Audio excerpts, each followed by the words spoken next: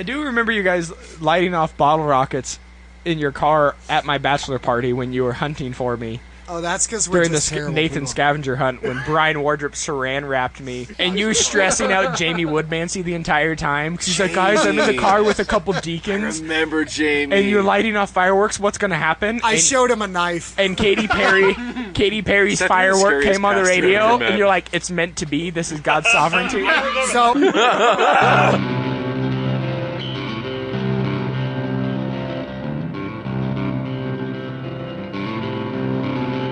Welcome to Tales from the Ditch, starring 50th anniversary, or not anniversary, episode celebration in the backyard.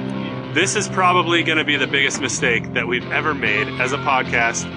The kids are playing back here. We got fire pits going. There's noises. This is a bad idea. So what we're saying is it's going great. Yeah, but it's going to be fantastic. We're surrounded by almost all our guests and their spouses or significant others. It's fantastic, some of them. The wives are out here, the kids are out here. It's going to be a good time. We don't know how it's going to go. We're just going to keep recording all night, but here's the rule. The rule is we're only just sharing Tales from the Ditch tonight. Everybody's just going to grab a mic when they can and share their tale from the ditch. And that's it. Seth, did you want to do anything? Starring Sean Moss, Seth Wildshoot, and our first person speaking, first person telling a story. Serve Mike Mumford. Mike 15 Mumford. love. What's up, y'all? So, okay, my tale from the ditch. If you guys have listened to the episodes I've been on before, most of the time I talk about aliens and Bigfoot and demons and all kinds of weird stuff. Word. But tonight, I thought I'd just share a crazy thing that happened. I feel like that's a more appropriate tale from the ditch, right? Wouldn't you say? Absolutely. Yeah. So, it all went down in, let's see, I was in, I think, 5th grade, right? When Nathan Dupree was 50. Continue. Yeah. He's my dad, actually. And I was, okay, so 5th grade, my mom gets me up to go to school, and she says, hey, right before I'm leaving, right, she goes, hey, I don't mean to freak you out, but I just want you to know that some kids got kidnapped in the next suburb over, and you need to make sure that you don't get into anybody's car that you don't know, and and watch out for this champagne-colored Toyota Corolla. I remember that because I was traumatized by it. Watch out for this champagne-colored Toyota Corolla. That was the car. Is Shay's mic on? It's on. You just gotta talk into it. You gotta talk into it. They heard me say it's a pimp car. Oh yeah, it's right there, baby. Anyway, so Sponsored by Left Behind. Continue. So she says, don't get it. Watch out for this specific, Toyota Corolla, 90s Toyota Corolla. And I'm like, okay, that's not scary at all. So I go to school. The whole day I'm like freaking out about, I have to walk home. I walk to and from school at this point, right? I have to walk home. And I'm freaking out. I'm going, what's going to happen? My mom had told me before I went to school that day that I needed to find some friends to walk home with, because I had some friends in the neighborhood. And so I go to school that day. I'm freaking out the whole time because I'm trying to figure out how I'm going to dodge kidnappers on the way home, right? I could not find any of my friends when school got out. I couldn't find anybody. But I found these 2 kids that I relatively knew just from being in the class together, And I was like, hey, can I walk home with you guys? And they were like, why? Because we didn't know each other, and I was not very cool at this time. Continue. Like the rest of my life has turned out to be. No, you're doing good. I'm doing all right for myself. So I'm like, they're like, why? And I was like, I don't know, just cause, stop, just let me walk with you. So we walk, 2 houses down, and they go, okay, this is our house. They walk up to the door. It's clearly not their house. They just stand there and wait for me to leave, right? They faked their house to get rid of me. And I walk, maybe a couple houses down, and this black Honda Civic, I think it was, pulls up next to me. This dude rolls down the window, and he puts a gun in my face. And he says, get in the effing car right now. And I just freak out, and I start running the opposite direction from where he pulled up. Absolutely. Hopefully, I'm glad it was my natural response instead of to freeze, right? Or to just, not know what to do. So I just started going, and then he just kind of peels out and takes off down the road. He saw where I was going, but he didn't choose to follow me. I thought at the time probably he just gave up, right? So I go to my first friend's house that had lived on my block to see if they were home so I could just get inside somewhere. He's not home, right? And so I have to run up this hill about a half a mile, and I swear it's like a 45-degree angle like this. It's in Mission Viejo. If you've ever been there, it's just hills everywhere. So I'm running back to my house, and like halfway back, this blue diesel Mercedes-Benz. I don't know if you know what I'm talking about, the like old car, the diesel car or whatever. I forget what they're called. But that thing, a blue car pulls up, and this woman calls out to me from the window, and she says, "Hey, I saw what that bad man did to you. I can give you a ride home." And I was like, no, I think I'm okay. I just live right up the street. And she's like, "Are you sure? It's really no trouble. I'm taking my kids home. I can just pick you up and drop you off. It's not a big deal." And there was nobody else in her car. It was just her by herself. And I was like, no, at this point I'm kind of getting a little uncomfortable. It's like, no, I literally just live a couple houses up now. And she's like, "Well, I can give you candy." Like, literally drops the "I have candy" line. No way. Yeah. And so I was like, no, I'm basically next door to my house at this point. I'm like, no, I'm already home. It's okay. And she just kind of takes off. So I call my mom. She calls the cops. And while I'm waiting for the cops to get there, I sat in my front yard with a hatchet. And I thought for some reason I was going to hatchet somebody if they decided to come back. The dude had a gun. I don't know what I was thinking. You know what I'm saying? You'd have tomahawked him. You're right. You don't bring a tomahawk to a gunfight. Or do. I mean, it panned out okay for me. Depends what you're in, yeah. Depends on the You don't have a choice. Yeah, right. And then, so I go out there, I wait. They come and, get a description of everybody. I never hear anything about it ever again. But at the time, I did not realize that the second lady was the kidnapper. Yeah. I always thought it was the first guy, but they were clearly in cahoots. Was the second lady champagne car? No, blue Mercedes. Weird. Yeah, it was really weird. I think it was like someone just saw it on the news and they were like, "That's a great idea. Let's kidnap a kid for ransom. That's how we'll make our money." And yeah, it was very, very That's crazy. Very strange. In Mission Viejo. Mission Viejo, California. I spent a lot of time there, actually. Oh, yeah? Yeah. My grandparents used to live there. It means Mission of the Old Man. Viejo means old man? Mm-hmm. Yeah, I guess that sounds Are about you right. lying? You sure you're not lying? No, I'm serious. Who knows Spanish here? Somebody. Tony? Oh, nice, Sean. Racist. No, because Tony looked at me. Yeah, Viejo means old man, because Vieja is old lady, right? I'm Dutch. I only got to level 3 on Duolingo, so I don't know. I didn't get to Viejo. Gave up on Duolingo. Who? That's a crazy story. So you almost got kidnapped and shot. Yeah, well, I don't think he was going to shoot me. I was his meal ticket. You know what I'm saying? That's crazy. So we got kidnapped some kids. No, Sean. I mean, make some money. So one time at an elder retreat, oh boy, I decided to write the greatest sermon ever. Yes, you did. And it was mainly directed towards white folk, what we would call the Dusty Whites. It's kind of a tag team. It was kind of a tag team. I had help from several pastors. We came up with a hook, 3 points. There was terms used. Some of them I'm not sure we appreciate. Here was the funny thing, though. We made this whole thing on the board, like hook, 3 points, sub points. It would be a sermon series about white folk. But the interesting thing was when we forgot to erase it. And this that was what I was worried about the entire time. I was literally thinking on the about whiteboard. On the whiteboard. Oh, there was a green chalkboard, and you were using there chalk. You go. I remember that vividly. Chalk. And luckily, we were at a liberal Presbyterian camp, which would not appreciate it all. And we wake up in the morning, and I come out, and I go, I did not erase it. Why is it erased now?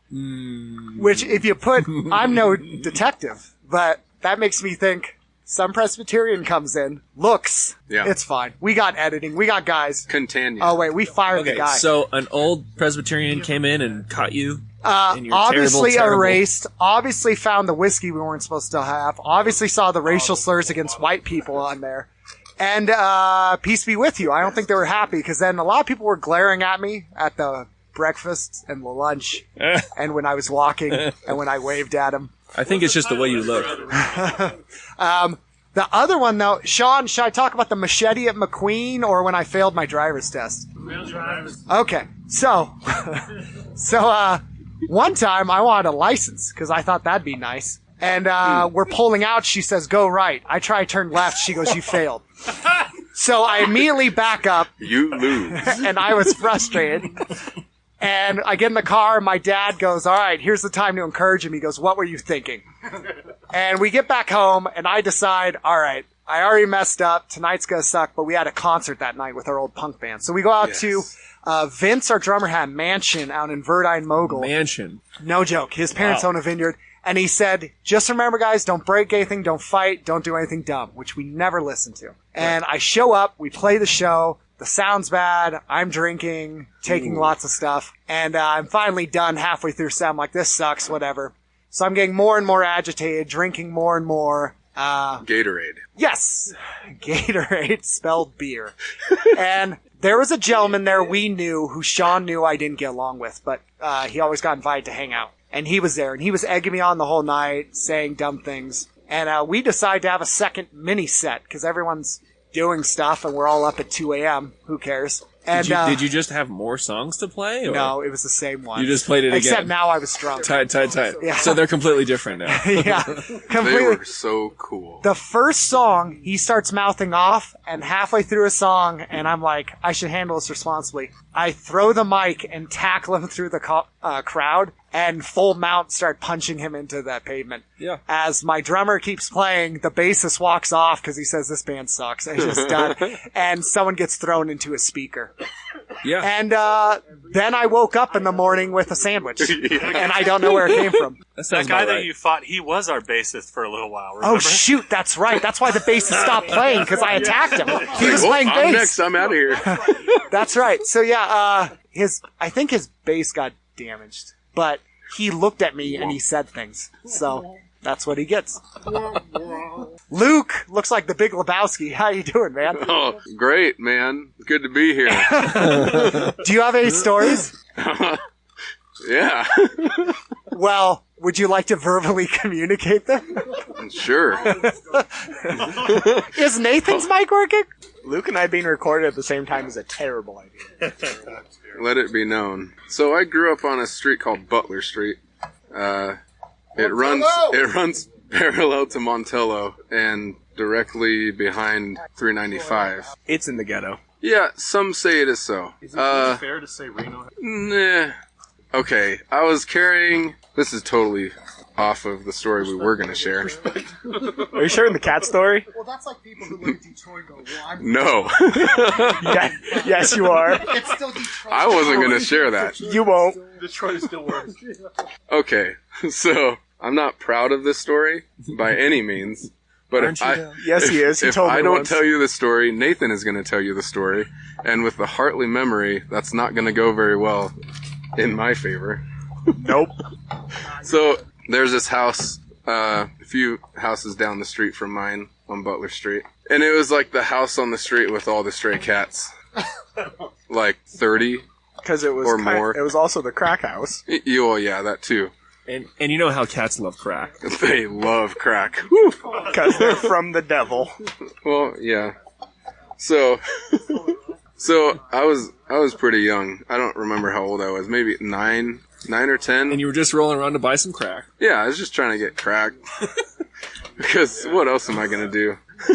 On Butler Street. Probably got it from the ice cream man. Butler crack? It's the Butler crack house? Crack.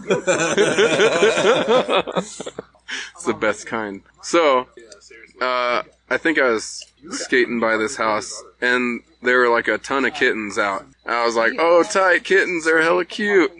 And so I go and try and pick up this cat, or kitten. Yeah. And he's like, screw you. And he like gouges his teeth into my arm. And I freak out. He bit you? It bit me. Wow. Really hard. Cats aren't often biters. Like, oh, it was nuts. It latched on. I pulled it off, and I was just bleeding. And I blacked out. Blacked out That's from a no cat excuse. bite? No. Emotionally, That I is blacked no out. excuse. Also, I was real drunk. Also, the crack That is the taking most effect. So escapist way to say that I made a bad decision. Yeah. I made a bad decision. So, being the ghetto and all, there was the yard with the dogs that no one was willing to go touch because you'd lose a limb. Yeah. feel like I know where this is going, and I really hope you go there. It was across the street from the cat house. And like I said, I was crazy on crack. Right. So I take the kitten over to the dog house, and there's a hole in the fence from where the dogs have broken the fence to bark at people walking by. Right. We all know where this is going. So he proceeded to repair the hole and take the kitten home and raise it as his own. I just got to interrupt here because Luke and I have been friends since we were 5. So like almost 25 years. And we were like in high school counting? before he ever told the story. And in front of like a big group of us, like, hey, so this one time it was really funny. And I he didn't told say us, it was funny. oh, yes, you did. He's told the entire story. I He's never like, said the story was and funny. the story culminates with, so I decided to put the cat in the hole in the fence until it got ripped out of my hands. And then he looked at all of us like, hey, you guys gonna laugh? And we're like, no. You're a terrible person. You're going to hell. I don't He was know. like, huh? Huh? I'm like, no, huh? And that's when I found out you can lose your salvation. Twice. Sean, do you have a story? I have a story. Does anybody else have a story? I have a follow-up cat story. Oh, no. Yeah. Go for it. Follow-up Let's cat flow. story. So, not as violent, but also cruel. Cruel and unusual punishment to As everything well, with cats should be. forget I told you it was a cat story because that's kind of the punchline. But okay, so this actually isn't my story. It's a story of my like neighbor best friend when I was growing up.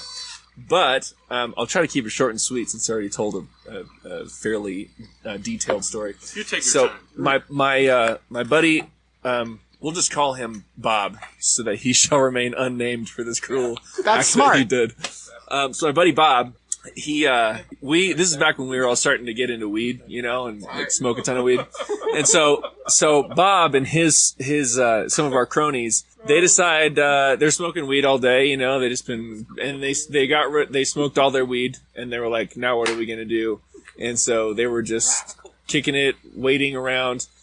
And then Greg actually found some weed in like just one of his friend's drawers and said, I mean, Bob, not Greg. Anyway, In his Prison! whoops. and this is also in California, so Yeah. no Gregs around here. Nope. So he finds some weed in one of our drawers, and he's like, "Hey, here's some weed. Why don't we smoke this?" Obviously, and so they do, and they proceed to smoke all this extra weed that they found, and apparently they didn't realize that they'd had. Okay. And then what they didn't realize is that the reason that they hadn't smoked that earlier is because it was actually weed with mushrooms in it. Yeah. Continue. Yeah. So they signed up for something they weren't exactly expecting. And later that day, we're sitting on their front lawn, and one of them goes, "Yo, man, you guys see that purple pig out there?" And the other guy goes, "Yeah." Which is odd if you know anything about mushrooms. You don't really hallucinate the same thing as somebody else. You know what I'm saying? You kind of have your own experience with hallucinations. So it was a Christmas miracle. It was. But then the third guy goes, "Dude, I see it too." And also the fourth guy. So they decide to go grab this purple pig and capture it. And they do. They go out and they find this purple pig and they stick it underneath a 20-gallon paint bucket with a rock on top. And they're like, when we sober up and we're not all friggin' hallucinating, let's figure out what the heck's going on here. If we actually caught this pig or if we're all losing our minds. Yeah. So the next day they go and they lift up the bucket. Turns out it was a cat that they, on another day when they were really stoned, had previously captured and dyed purple. So it was a purple cat, neighborhood cat that they Oh my dyed gosh. purple, but forgot all about while they were high on mushrooms and then realized the intersection of events in a very strange state of mind. It was awesome. Plot twist. It was the crack house. Yeah. It's Hey, one of those Sean. butler Yeah. cats. I'm That's getting better. a cracker. Nathan has a story. Ooh. And don't edit this out, because I want Ritz to, sponsor us maybe. All right. Sponsored by Ritz. Cock it. Nathan, let's hear your story. So this one also involves Luke, because most of them do. And we never had the excuse of being drunk or high. All of our decisions were made completely sober. So we decided one summer that we wanted to, it was like the summer of car surfing, where we'd go to, like, supermarkets, and steal like the egg crates, like the hard plastic egg crates, and decide to like go car surfing, holding onto like car doors behind shopping centers. And there was one night where I had a concussion, so I wasn't thinking very clearly. Wait, hold on. I had a lot of concussions. Before the car surfing, or Before. meanwhile? Before. By egg crate. I think, to be fair, I think one of either Seth or one of his friends hit me in the head. I don't remember. It may or may not have been with a shovel. Or a bottle. And by egg crate, you mean also known as a milk crate? Yeah, like one of those hard plastic grids. things. Yeah, the things that carry milk and not eggs. Yeah. Cool. Ooh. Tracking with it. we go. So they're just big enough to fit your feet in. And so you'd hold onto the car door, like roll the window down, hold on the car door. These are the biggest things I've ever seen. And we decided to see how fast we could go. And if you put your feet right, you could like ollie over like speed bumps and up onto curbs. And so behind a shopping center, not too far from where we're currently located, I went 55 miles an hour in the rain in my underwear at like 2 a.m. And so the following week, Luke and I were like, hey, Wait, clarification. Why the underwear? How did that become part of the it story? seemed like a good idea at the time. I had a concussion. Concussion, remember? There were multiple nights. For our listeners, Luke just said, we got naked a lot in public. So, like a week later, we're like, hey, we got up to 55 miles an hour pretty fast. We should try it again and see how fast we could go. So, we found a nice stretch of road where we had a lot of runway out in the northern valleys. And definitely got up to 75 miles an hour holding on the car door, like parallel to the ground. And then we switched spots, and Luke went, and it like tore through all of the plastic. Oh my god. And there was like just these like shoe-size holes in the plastic, and his shoes were smoking. It looked like something out of a cartoon. He was like, shoes were smoking and were warm. I just pull up the crate and look at it, and there's just 2 footholes in it, and my feet just smoking. At that time, I did not have a concussion. So, did anybody get hurt in the making of this stunt? Surprisingly, no. No. No, the only injury involved the concussion from Seth or one of his friends. Yeah. The concussion before, yeah. It was a spin kick In the pit. in the pit. Getting pitted. Probably a spin kick. Saves the day. It Something was pleasant. a venue with the pole in the living room. I think it was Emery. Was it Emery, Seth? Sometimes we called that Tuesday nights. This reminds me of a tale from me and Seth involving nakedness. Remember the statute of limitations. Yeah, well, none of this is illegal. So we hung out with a bunch of kids who were pretty affluent, and so one of the things we were going to do was play paintball. And so Seth and I didn't have paintball guns. So Seth and I ended up using the pump paintball guns, where it's like you pump. Oh, the once. Tippmann pumps? Yeah, Those are the worst. It's like the Walmart ones. We couldn't even buy those. Somebody bought them for us. But then they all had these things with like 2 triggers that you could like. Oh, yeah. Double Yeah, tap. they were douchebags. Yeah, exactly. The worst. But the thing is they didn't realize how much experience Seth and I had using guns, even fake guns, Oh yeah, fake guns. against people. And so what happened was they said, hey, we're going to have a paintball tournament in the woods out in Verdi, Nevada, / California. It was probably in California. And it was like basically just this forest, right? Just big trees, kind of flat landscape, maybe a couple creek beds here and there. Yeah. And basically the deal was, and we didn't have masks or anything. You ever been to Verdi? Gorgeous. Beautiful. I did a Beautiful wedding country. in Verdi. Oh, there you We go. just literally walked off the side of the road and did a wedding right up, like There 30 you go. feet out. It was awesome. Gorgeous. Beautiful place. Sponsored by Verdi. So this is sometime in the fall, I believe. And the deal was like everybody gets to wear just plain clothes, right? Pants, t-shirt, undergarments, whatever they were, and sunglasses for a mask and a bandana. And the tournament worked like this. Every time you're out, You're not out, but you take off an article of clothing. Oh, this is where we ruined everything. So it's Yeah, this strip is where- paintball. It was strip paintball, I like essentially. And it was 6, 7 So much more wholesome, completely strip heterosexual activity than males, I've ever but heard of. essentially... Adventures in taking things way too seriously. Yeah, so here's the thing, though. Seth and I were always involved in this kind of class war. Like, right? Like fighting against this caste system that we invented that, didn't doesn't- actually exist. Yeah. And The sixth graders were the worst, weren't they? Oh, don't get me started. Exactly. I'm coming That's where for it you, started. Lawson. It all started down the street at Lena Juniper. No, get it, class war. So, Seth, yes, I got it. I remember all their last names. Continue, Sean. So, Seth and I didn't even have to say anything to each other, but we just knew, looking into each other's eyes longingly, that we were going to win this tournament with our crappy, not as good paintball guns.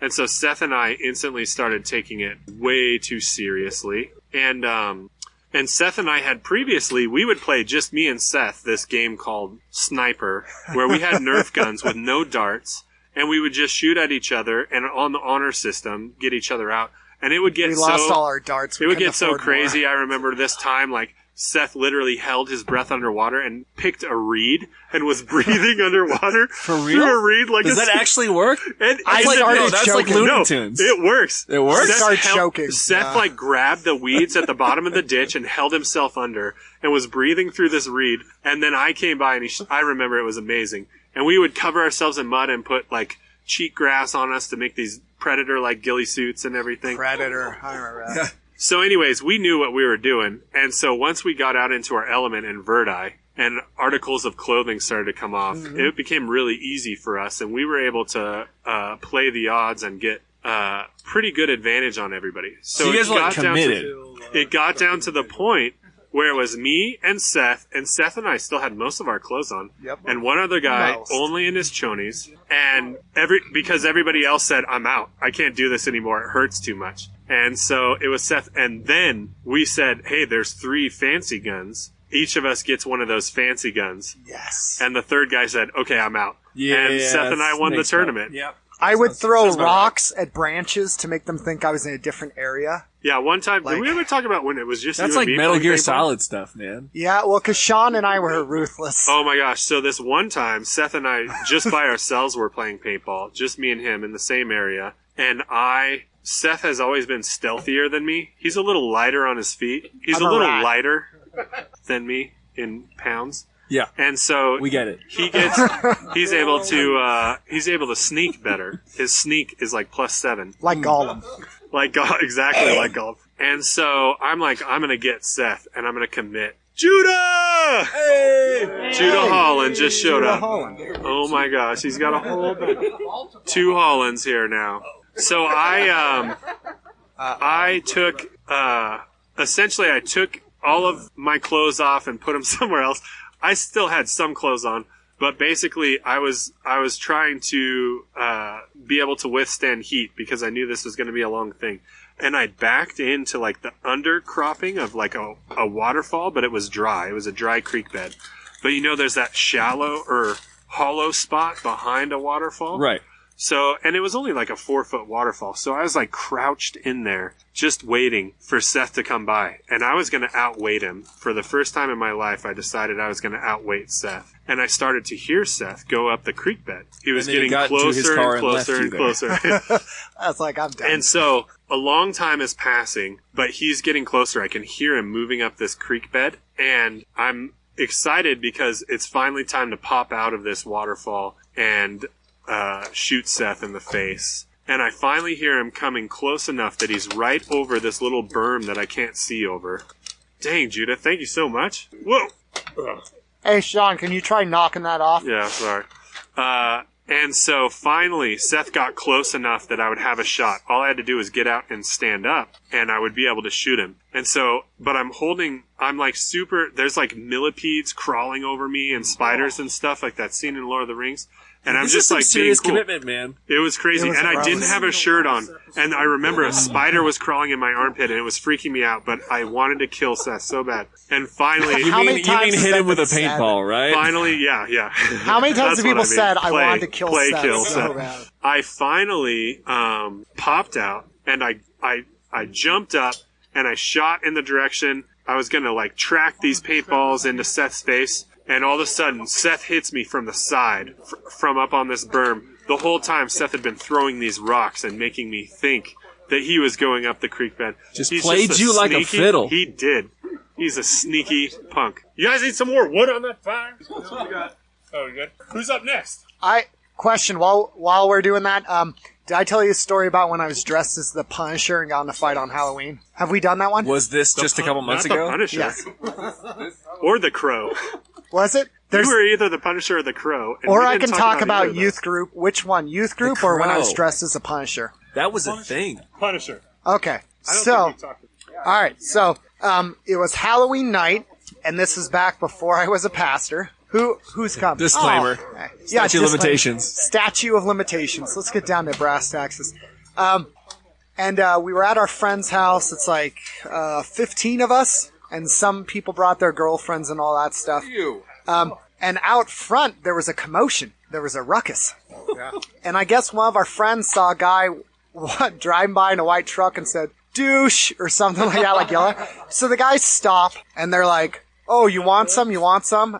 And I had this handled to a tire jack, and I just charged them and threw it. Okay, hold on. Clarification. Where did the tire jack come from? Why was your hand on it at the time of this event? Oh, yeah, so we kept weapons by the door all the time at these parties. So, And in like, his trunk. and my trunk. My trunk is usually where I had my gun. Fake gun. Yeah. That doesn't exist now. It's in a river somewhere. So on my way out, because I heard something, I grabbed this handle to a tire jack, because we had all stuff. We had bats, crowbars, stuff like that. And I come out, see them, don't know what's going on, so I throw it at them, and they drive off. They're flipping us off, and I was like, all right, I'm tough, I win. Later that night, we're all hanging out, and we hear a crash. A rock comes through the window. So I'm dressed as the Punisher. Two friends are dressed as priests or monks. Immediately, we pick up bats and crowbars and head outside. And there's this group of guys where I go, oh, they have a greater number. But I was screaming, and they all start running. And I was like, okay. So we just start chasing them. I get to a stop sign at the first intersection and hit one guy in the back of the neck with a bat, and he flies. I get another 20 You can feet. fly now? He tumbled. Oh, I see. It's seriously, I had some momentum. Yes, he had superpowers. Puberty. And then about 15 feet up, another guy, his girlfriend was on crutches, and he's telling her to go, like, hurry up, but he didn't want to leave her. I got him, and then my friend stole... Can you repeat that? Yeah.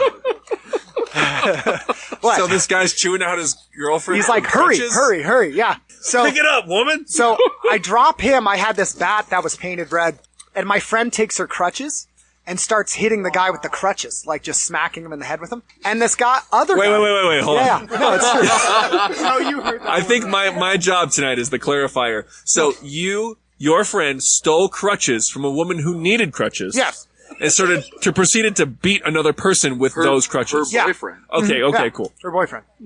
Wait, the crutches of the girlfriend beating the boyfriend of that person? Yeah. Okay, cool. Okay. Cool. So a guy about Shay's size comes over. It's like, hey, chill. And then we thought it was just some adult coming to stop it. And I go, wait, you're with them. So I hit that guy with a bat.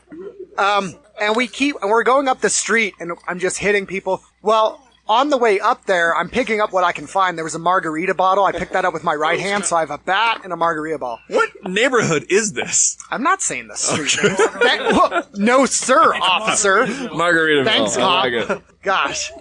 I just want to know where you're hitting people with crutches and picking up margarita bottles on the side of the Well, road. because there was a lot of parties going on that whole thing. It was by a college area. See. So we get up to this house, so we've tracked him back to our house. And this guy comes out like, hey, look, this doesn't need to go any, and I throw the margarita ball and tag him in the face. It sounds like a bomb going off. Oof. And one of my other associates goes, okay, and starts hitting that guy with a pool stick. because we brought those too. Okay, yeah. That was going to be a question for sure. Was it strawberry? Yes. No, it wasn't. No, it was a different one. Sorry, Nathan. I had to clarify. Well, we get up there, and I see their house, and a lot of them are hiding in there. And I go, well, they broke our window. So I start breaking all their windows with the bat. I go to their truck, and I break the windshield. And 2 people come out. And it's funny because this kind of changed things. So And it's an elderly suburban couple going, what are you doing to my well, house? well, one guy was putting his hand in his pocket like he was alluding to he had a gun. Another guy had a katana. And he comes out. Wait a minute. And he's no. He was a larger No Latino clarification guy. needed. A larger Latino guy with a katana. He was a heavier set guy, and it wasn't sharpened. It was just like because he hit one of our friends in the neck with it. It wasn't sharp, but like he's swinging it around. Do you think he knew that? I don't know. He was a little. Was he banking for a decapitation? Because he was swinging haymakers with it. So I'm hitting this little Honda Civic or something in the windshield. My friend Zach is actually attacking one of our friends because I don't think he was paying attention. Oh, crap. Wait, you've got friendly fire going on during this feud? All right. And then someone yells, there's a gun. And everyone runs but me. Because you had the gun. Yeah, because I had the gun. So, well, I wasn't paying attention. I was in like this rage. So everyone starts booking. I go, shoot. So I start running. And so my friend, we'll call him Melvin because that's, no one's named that. We're running and it's raining at this point. He looks back and he sees me in the Punisher costume with a bat running in the rain yelling, go! And we're running through and rocks are flying. There's so many questions. And this guy was 17. He said, this is the best weekend of my life and we're running. Well, What a sad existence. one of our friends trips and they corner him and we're all booking it because we thought there was a gun. I didn't know what was going on. And they go, oh, they got so-and-so. Well, everyone else has left or scattered, so it's just me and 2 other guys. And we start to go up there, and who do I see but the guy with the katana? He's swinging it around drunk, doing haymakers. Well, I see another guy pick up a planter and drop it on our friend's head. It was this huge planter. Okay, hold on. Yeah. Let's get a scope of the size and the material that this I would planter say is made about, of. what is this, about 2 feet wide, about 3 feet high. Picks it up and dropped it on Is his it head. full of dirt and Yes. plants? Yeah. Okay. So our Material. Is this a cement planter or like a red clay pot planter? Red clay pot. Okay, cool. Yeah. So, because our friend had tumbled and like crawled to this neighbor's porch and was knocking on the door, they wouldn't let him in, and this guy just clobbers him with the potter. So we're trying to get up. They're throwing rocks, swinging a katana. I get hit with a rock, doesn't go well. My other friend starts screaming something in Spanish, flashing a knife. Everyone starts running. We grab our friend, and I remember driving. I see the Nugget. And I was like, "Oh, are those Christmas lights all right?" And I wake up the next day, and I have a Punisher costume on a house I don't know, and I have gashes and blood on my neck and head. Wait, this is Halloween night, and you're seeing Christmas lights? It looked like it, but I might have been concussed. Yeah, that It might sounds just about been right. flashing lights. Because I remember the Nugget looked pretty, Are we talking John Esquaga's nugget? Yes. Okay. and I woke up, and to have, the skull of the Punisher costume? Yes. It was like covered in blood, and I woke up, I was like, I need Jesus. I'm pretty sure this is episode 3 on. Probably his. So, yeah. So that happened. And then I went to work at Head Start with preschool kids 2 days later. So, Nice. Nice. because I was a preschool teacher at the time, and they said, Mr. Seth, what happened to your head? I said, oh, I just heard it, and I gave the kids a hug and taught my lesson that day. Yeah. Wow. Because I'm a responsible There's a lot person. of situations, Seth, that I've heard about your story where I'm surprised you're still alive. That's I what I should was be thinking. dead. Yeah. I should what I be was thinking. dead. Yeah. But, yeah, I'm not, which is sovereignty. What about you, Shay? Do you got something? All right, so All right. it's pretty cool because I've been reconnecting with some of my friends from South Carolina lately, and they remember stuff about my life that I have no clue about. So those are always funny. But so I got one from the military. We went on this trip. It was pretty cool. We went from so I was stationed at Travis Air Force Base. We went from there. The job I had was in-flight refueling. So we would take people's cargo and some of their maintenance people would take their planes and we'd get them to where they had to go. So we were towing some F-15s, giving them gas. They were headed to like Japan, but so we went from California to Hawaii, and once we got to Hawaii, magically our plane broke. So we can spend like 3 extra days in Hawaii, right? So There's no windshield wiper fluid. We gotta stop this thing for a week. So this whole thing is like a tale from the ditch. So we get to Hawaii, and magically we have an extra few days in Hawaii, and they were like, "Hey," so I'm from like the country, and so I've never been to the beach at this point in my life, and they're like, "Let's go body surfing," and I'm like, "Okay, I don't know what that is, but let's try it." And I didn't know that when you're surfing, it's not a great idea to get to the crest of the wave. You gotta stay in front of it. So you know, I grew up in Hawaii. I didn't know for like a long time. That's cool. Yeah. No, I wish I had known you at the time. I've gotten dumped on my head a handful of times. Yeah, so that's what happens, right? So they're like, "Let's go body surfing." I'm like, "Sweet, let's do it." So we're out there, and I'm just like surfing on my chest or whatever, and I get to the crest of the wave, and it launches me like it was a good 10 feet in the air, man. Like I saw the edge of the beach. Like it was pretty high up. And I'm like, I remember thinking to myself, I'm not going to make it out of this alive. And so I come down, pow, hit the water, and it was a nice sized wave. So it's like tossing me under the wave and stuff like that. I get up finally on the beach, and I look to my right, and there's this guy beside me, and he looks at me, he smiles, and all of his front teeth are gone. I guess he had hit like some kind of coral or something like that underneath. And so it was just blood coming out of his mouth and stuff. And so I'm laughing at him. And he starts laughing back at me. I'm like, "What are you laughing at?" And I hope I know where this is going. And he was like, "Look down." I'm like, "What are you talking about?" So I look down, and I'm like, "Oh, I don't have any shorts on." So you're butt-ass naked, aren't you? I'm looking around for my shorts. I'm like, "Where are my shorts?" They're like a good 10 feet up the beach, man, where it just launched me out of my shorts. So we magically make our way out of Hawaii, and we take off out of Hawaii, and one of the planes we were towing hits a bird on the way out, and so we have to stop at the next island, which is it's Midway. I think it's Midway Island, and we get there, and it's basically a bird sanctuary at the time, and so take off out of there. Our plane hits a bird, so we got to stop at Wake Island. We get to Wake Island, they can't find a part for us to fix, so we got to spend like 3 days in Wake Island. And we're like, all right, what do we do? So I don't know how they have alcohol on just a random piece of land in the middle of the Pacific Ocean, but we got too much alcohol. And so there was this Where was this island? Wake Island. It's in the middle of the Pacific. Oh, wow. So there's this outcrop building, and it's just palm trees everywhere. So there's this building, and about 10 feet away from the building, there's this palm tree, and they're like, "It'd be a great idea if we jump from the building to the palm tree. Let's do it." Wait, if you drank from the building to the palm tree? Is that what you're saying? Jump okay. From the building to the palm tree. I heard if we drunk something from the building to the palm tree, and I was like, jump. Depends on how far the palm tree is. Yeah. It's like 10 feet away. They're like, "Let's jump it." I'm like, I'm the only black guy here. You're the only one that can make the jump. This is not a great idea, guys. Let's not do this. And I don't know how they convinced me, but they're like, "Yeah, it's a great idea. Let's do it." And so like 3-4 guys go, and I don't know if you like ever jump on a palm tree, but it's got like all those like rivets in it, and they like peel your skin away if you grab it too hard. So the first 3 guys go. It's not very successful. They're bleeding all down their face and like down their chest and stuff. I'm like, "Guys, this wasn't a great idea, but I'm gonna give it a try." Wait, hold on. Okay, clarification. You watched 3 men plummet to their utter demise. Right. Yeah. And I said and chose to continue with your plan. This will be a great idea. Because he's no quitter. Yeah. Better dead than red. You got this shit. I gotta fit in sometimes. I'm not always the rebel. And so I try it, and it hurt. Like you smack the tree, and it's like really, boom, and you try to grab it, but you're sliding down, and it's like you can feel your skin ripping away.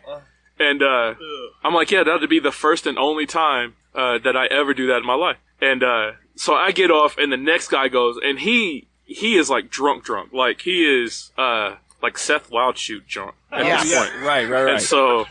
Oh yeah, I know. Now I understand. Yeah. That's like Super Saiyan on Dragon Ball. Just so you know. So he jumps, right? And he hits this tree like, I wish y'all could see me. He hits the tree like, and stops midair. Like he doesn't slide down. Yeah. He just peels back. It's like some Wile E. Coyote. It's cartoonish. He just peels off and falls. He's like 10 feet in the air. So he falls and lands dead on his back. And he just lays there. And so of course, it's hilarious. So we're all laughing at him. Come to find out, he breaks his back. Oh. And so, there's no medical facilities on this island. We had to tie him down to a pallet and medevac him off the island. Oh, my thoughts and prayers to his family. Oh my god. It was hilarious. So funny. So funny. Remember that dude that got paralyzed that one time? Oh, remember that guy? But that trip was cool. Like, we got a chance to go to London. I stood in between the Twin Towers like a month before they fell. Jeez. We got a chance to go to a couple other different places, Puerto Rico. So it was pretty cool. But that's my military tale from the ditch. Nice. I got one where I stole from a guy who was part of a modeling agency at Meadowood Mall. Okay. Mike, I feel like a lot of judgment from you, you know? There is a moderate amount of judgment. All of these stories happen in like a window. Yes, 3-year window. That's correct. Nothing more, nothing less. You can't prove it. Can I ask which 3 years they were? No. Okay, good. Not. We can't pin these crimes to a date and location. I'm trying to get stuff sealed. So, I'm a mole. Yes, actually. I would like a cheese. What is it? Blueberry cheese finger strudel. Never trust a Holland or a dwarf. Let me see. All right. So I need a second job at the time, so I got a job at Hot Topic. My second job. Oh yeah, baby. So that was a while ago. I loved Hot Topic. I bought a finger ring from Hot Topic that covered your entire finger from your knuckle to your fingertip and had a claw on the end, and I thought I was the coolest mama jamma in town. We sold that. We sold probably. Yeah, it was Seth. So, and really, he was just laughing at me the whole time. So, idiot. I was working there and angry all the time. And one of the girls we worked with came in, and she was someone who I'd kind of liked. And she goes, "Hey, you know that guy out there?" And there's this guy sitting in a chair, handing out flyers, all that. He's part of this modeling agency. She goes, "Yeah, he's real creepy. He keeps talking to me and flirting with me and, like, you know, uncomfortably trying to touch my shoulder." And I'm going, okay, I need to handle this in a responsible, adult-like way. So you beat the shit out of him. So here's the thing. So I wait till he's talking to this couple, and he's like, "Yeah, you got the look. You could be a model." He had put his wallet and stuff on the chair behind him, and he was standing up. Rookie mistake. I grab it and say, "You done?" And like yell at him. And you basic. and I start running with the chair, screaming through the mall, just going, "Ah, ah, ah." And I see an ATM, and I throw the chair at the ATM, and it smashes. His wallet goes flying, and I run into a bathroom and try to take off my hat and stuff and put on another swear and hide. And I walk out, and here's the funny thing. I like how hold on. I like how your thought process is make the largest commotion possible. Yes. Then hide. That's accurate. I kind of feel like these things are in the wrong. You got to get your priorities in order, buddy. It worked. So what I found out from my manager at Hot Topic, I use that term loosely because we weren't managing anything, was after I left, security comes and he's twirling his floofy hair and getting all pissed. He says, "This guy took my wallet." And then he said, "Oh, he hit you and took it?" He says, "No, he took my chair, screamed, ran with it, and threw it at the ATM and called me something." And security laughs at him and is like, "Okay, we'll totally look into that." And they went and took lunch and didn't ask questions, didn't review the tape, and I got away with it. And I went to work the next day. And he saw me at work the next day, pointed at me, and security came up and went, "No, he doesn't fit the description you gave us." He's like, "Yeah, no, that's the guy." I saw him. They go, "Just let it go." And they walked off. And I didn't get charged with anything. Little did you know, when they heard the description of the crime, they were like, sounds like Seth. We like that guy. Yeah. Well, yeah, they were nice guys. They had those segways. Oh, yeah, absolutely. So, with the little check-in stick that they stick but into the I wall. sold some Static X CDs and Slipknot. Isn't it funny how when workers at any other establishment are mean to you, you're like, service here sucks. You go to Hot Topic and they're mean to you, you're like, oh, so authentic. Yeah.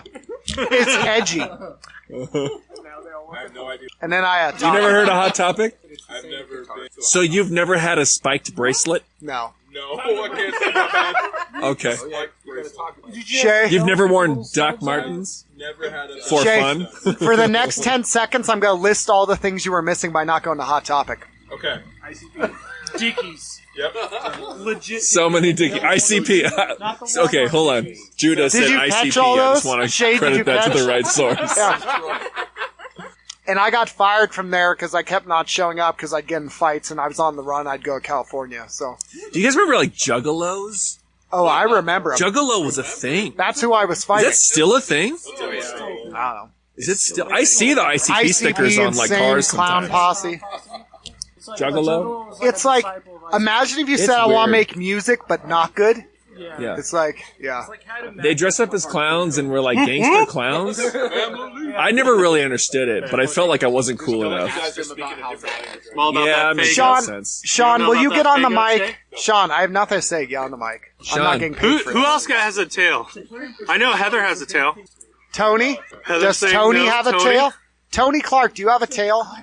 Kind of. You have to have Dude, stabbed you can- someone. God, any I'm dead so hair sick All of right, this. I have another tail. This is fine. I have too Everybody many tails. else, while Mike's telling a tale, because Think of he's your so tale. resourceful, think of a tale. We want everybody to tell a tale. Also, we want people who are here tonight, but not necessarily have been guests to tell tales as well. And I definitely want to hear Heather's tale and Sarah's tale about living in Elko. So Did you know Prepare Heather your murdered tail. someone? prepare your Twice. tale. Twice. That's crazy.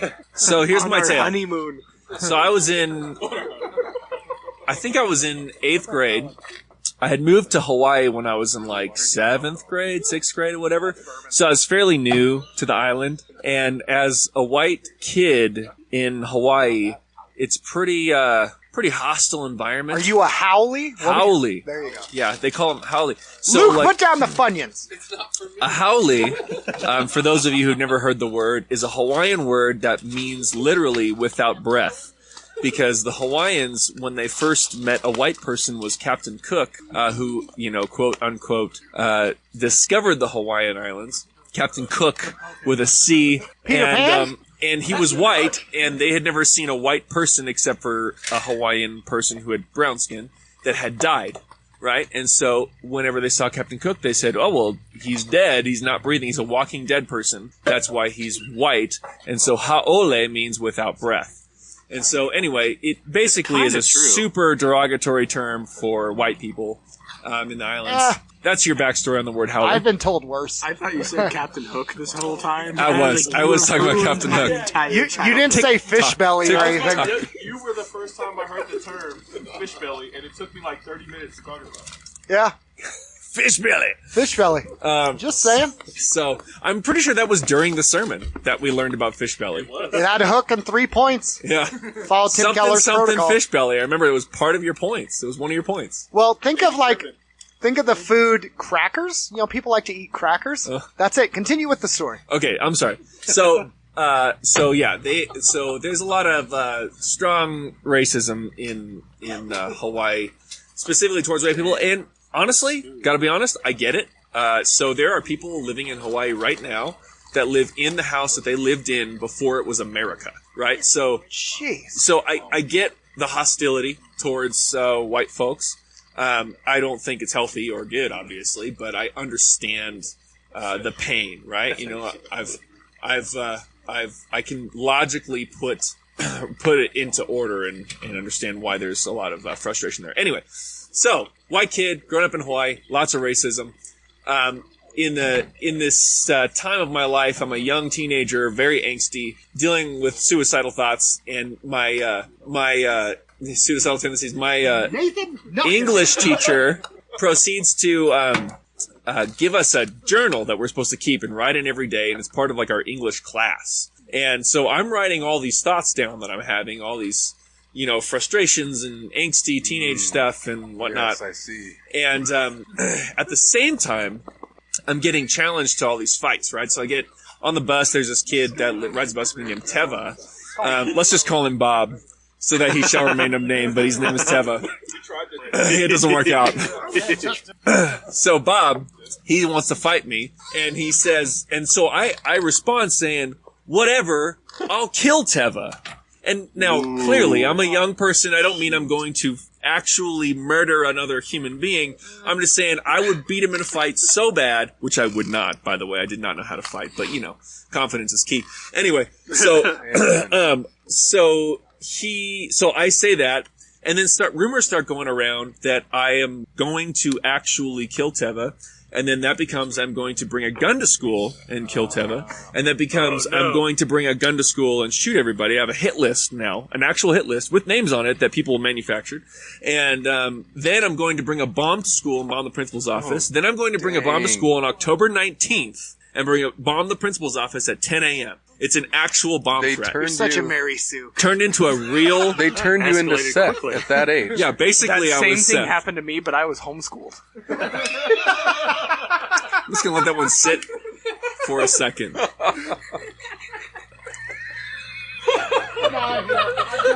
This hole, we're done. So I got a legit bomb threat called in on me. After that, I got brought into the school counselor's office, and they were like, why are you crazy and stuff, and tried to explain the misunderstanding that had taken place. They didn't believe me, so they quarantined me. Oh, What? Yeah.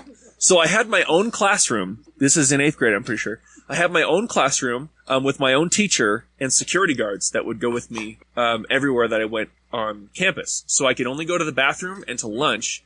And when I went to lunch, the security guards would escort me there and then escort me back. I didn't need any of this stuff because I wasn't that crazy, and it was all just a big misunderstanding. I had no bombs that they knew about. And anyway, so one day this kid that would always give me crap, he comes up to me and starts making fun of me, and he's like, oh, whatever. I don't even remember what the insults were. They were about the situation that had happened and that I needed to be escorted by security. And so what I did is I had this stroke of genius, and I capitalized on my situation. And I grabbed him by the throat and held him against the wall. And I proceeded to scream into his face, spit and all, in case you haven't heard, I'm effing crazy! Blah! Blah! And I just spit and other bodily fluids are flying out onto his face. And no one ever bothered me again. That's the way to do it. The security guards peeled me off of him, tearing my shirt and everything, and I was just screaming and drooling back to my classroom, and nobody ever messed with me again. And I learned that technique from Hey Arnold. yes. Clenched fist. That's my tale. That's amazing. Beautiful. So, I gotta pee. Someone take along the the mic. lines of getting arrested, I have a tale of my own. So, Luke, regale us with your tale. Only regulation. The brass taxes, get down to it. So I'll try and be quick about it. You won't. So it's 15 love. It's Go, 4th Luke. of July. I forget what year. Love was in the air. I was 17. I was 17. Let's say 58. Yes. So I'm driving home at 3 a.m. from this party. I didn't drink or smoke weed at the time. But I had a brake light out, and that was my luck. Every time I got in trouble with the law, it was because something was wrong with my car. Didn't you go to jail because of brass knuckles? I'm getting to that point. You just ruined the tale. No, this story goes further than that. So the cop says I'm high and drunk, but it was just 3 a.m, and I'd been up all day, and I was tired. It's just your personality. Yeah. I told him I was part of a group of people that refused to do those things. So he pulled me out of the car, and he searched my car, and through the feet of fast food trash and clothes, he found an old makeshift set of brass knuckles that our friend, Bob. Filibuster. Filibuster, Yeah. That's a gross misdemeanor, Luke. he made them in shop class and then gave them to me. And Just I say threw them in the back of my Lunchbox. He's car. in jail anyway. It was Yeah, that's not his Lunchbox. real name. It was Lunchbox. That is his name. It's Lunchbox. Okay, Yeah. it's Lunchbox. So he gave me these things. I Hi, threw 'em in the back Lunchbox. of my Hope you make car, bail. And he finds them, and he freaks out and arrests me. Big deal. This is the second time it happened. So I spend the night in the spot. Par Boulevard. Yeah. Did they ask you if you wanted to kill yourself when you came in and take your shoes? Nope. Why'd that only happen to me? They took my shoes. They did. What kind of sandwiches did you get? Got the look of a They were catfish sandwiches. Catfish. Weren't they dude? I had 2. I watched Eddie. What? Dude, those are made by the prisoners. Yeah, I had 2. I watched. Did you watch movies while they were processing you? Did you watch movies? Oh yeah. I it watched was A Walk to Remember and Toy Story. It was an Eddie Murphy marathon when I was Really? Yeah. They took my shoes. Why didn't they take your shoes? I have no idea. Why were my shoes taken? I still don't get that. Yeah, you gotta get. This story involves Nathan, Hartley, and Shay. And Both of Shay. them. I'd rather hear y'all tell it because I was hopped up on monsters and don't remember how. So I get a call from Luke's girlfriend at the time, freaking out. 'Cause she's Sassy like, McClassy. Have you talked to Luke today? And his girlfriend had a habit of freaking out. Oh wait, no, this was a different time. No, this was is the same first time. This is the same No, time. the first time happened at McQueen. How many I times know, you that's been the in story I'm telling. Cellar. No, you were. This You was were. our part. So I get a call from his girlfriend freaking Stop out, going to jail, Luke. saying, "Hey, have you talked to Luke today?" No. And I was like, "No, I haven't talked to Luke yet." She's like, "Because all my friends are telling me that Luke got arrested today at school." I was like, "Well, that's weird because he's homeschooled and he doesn't go to school."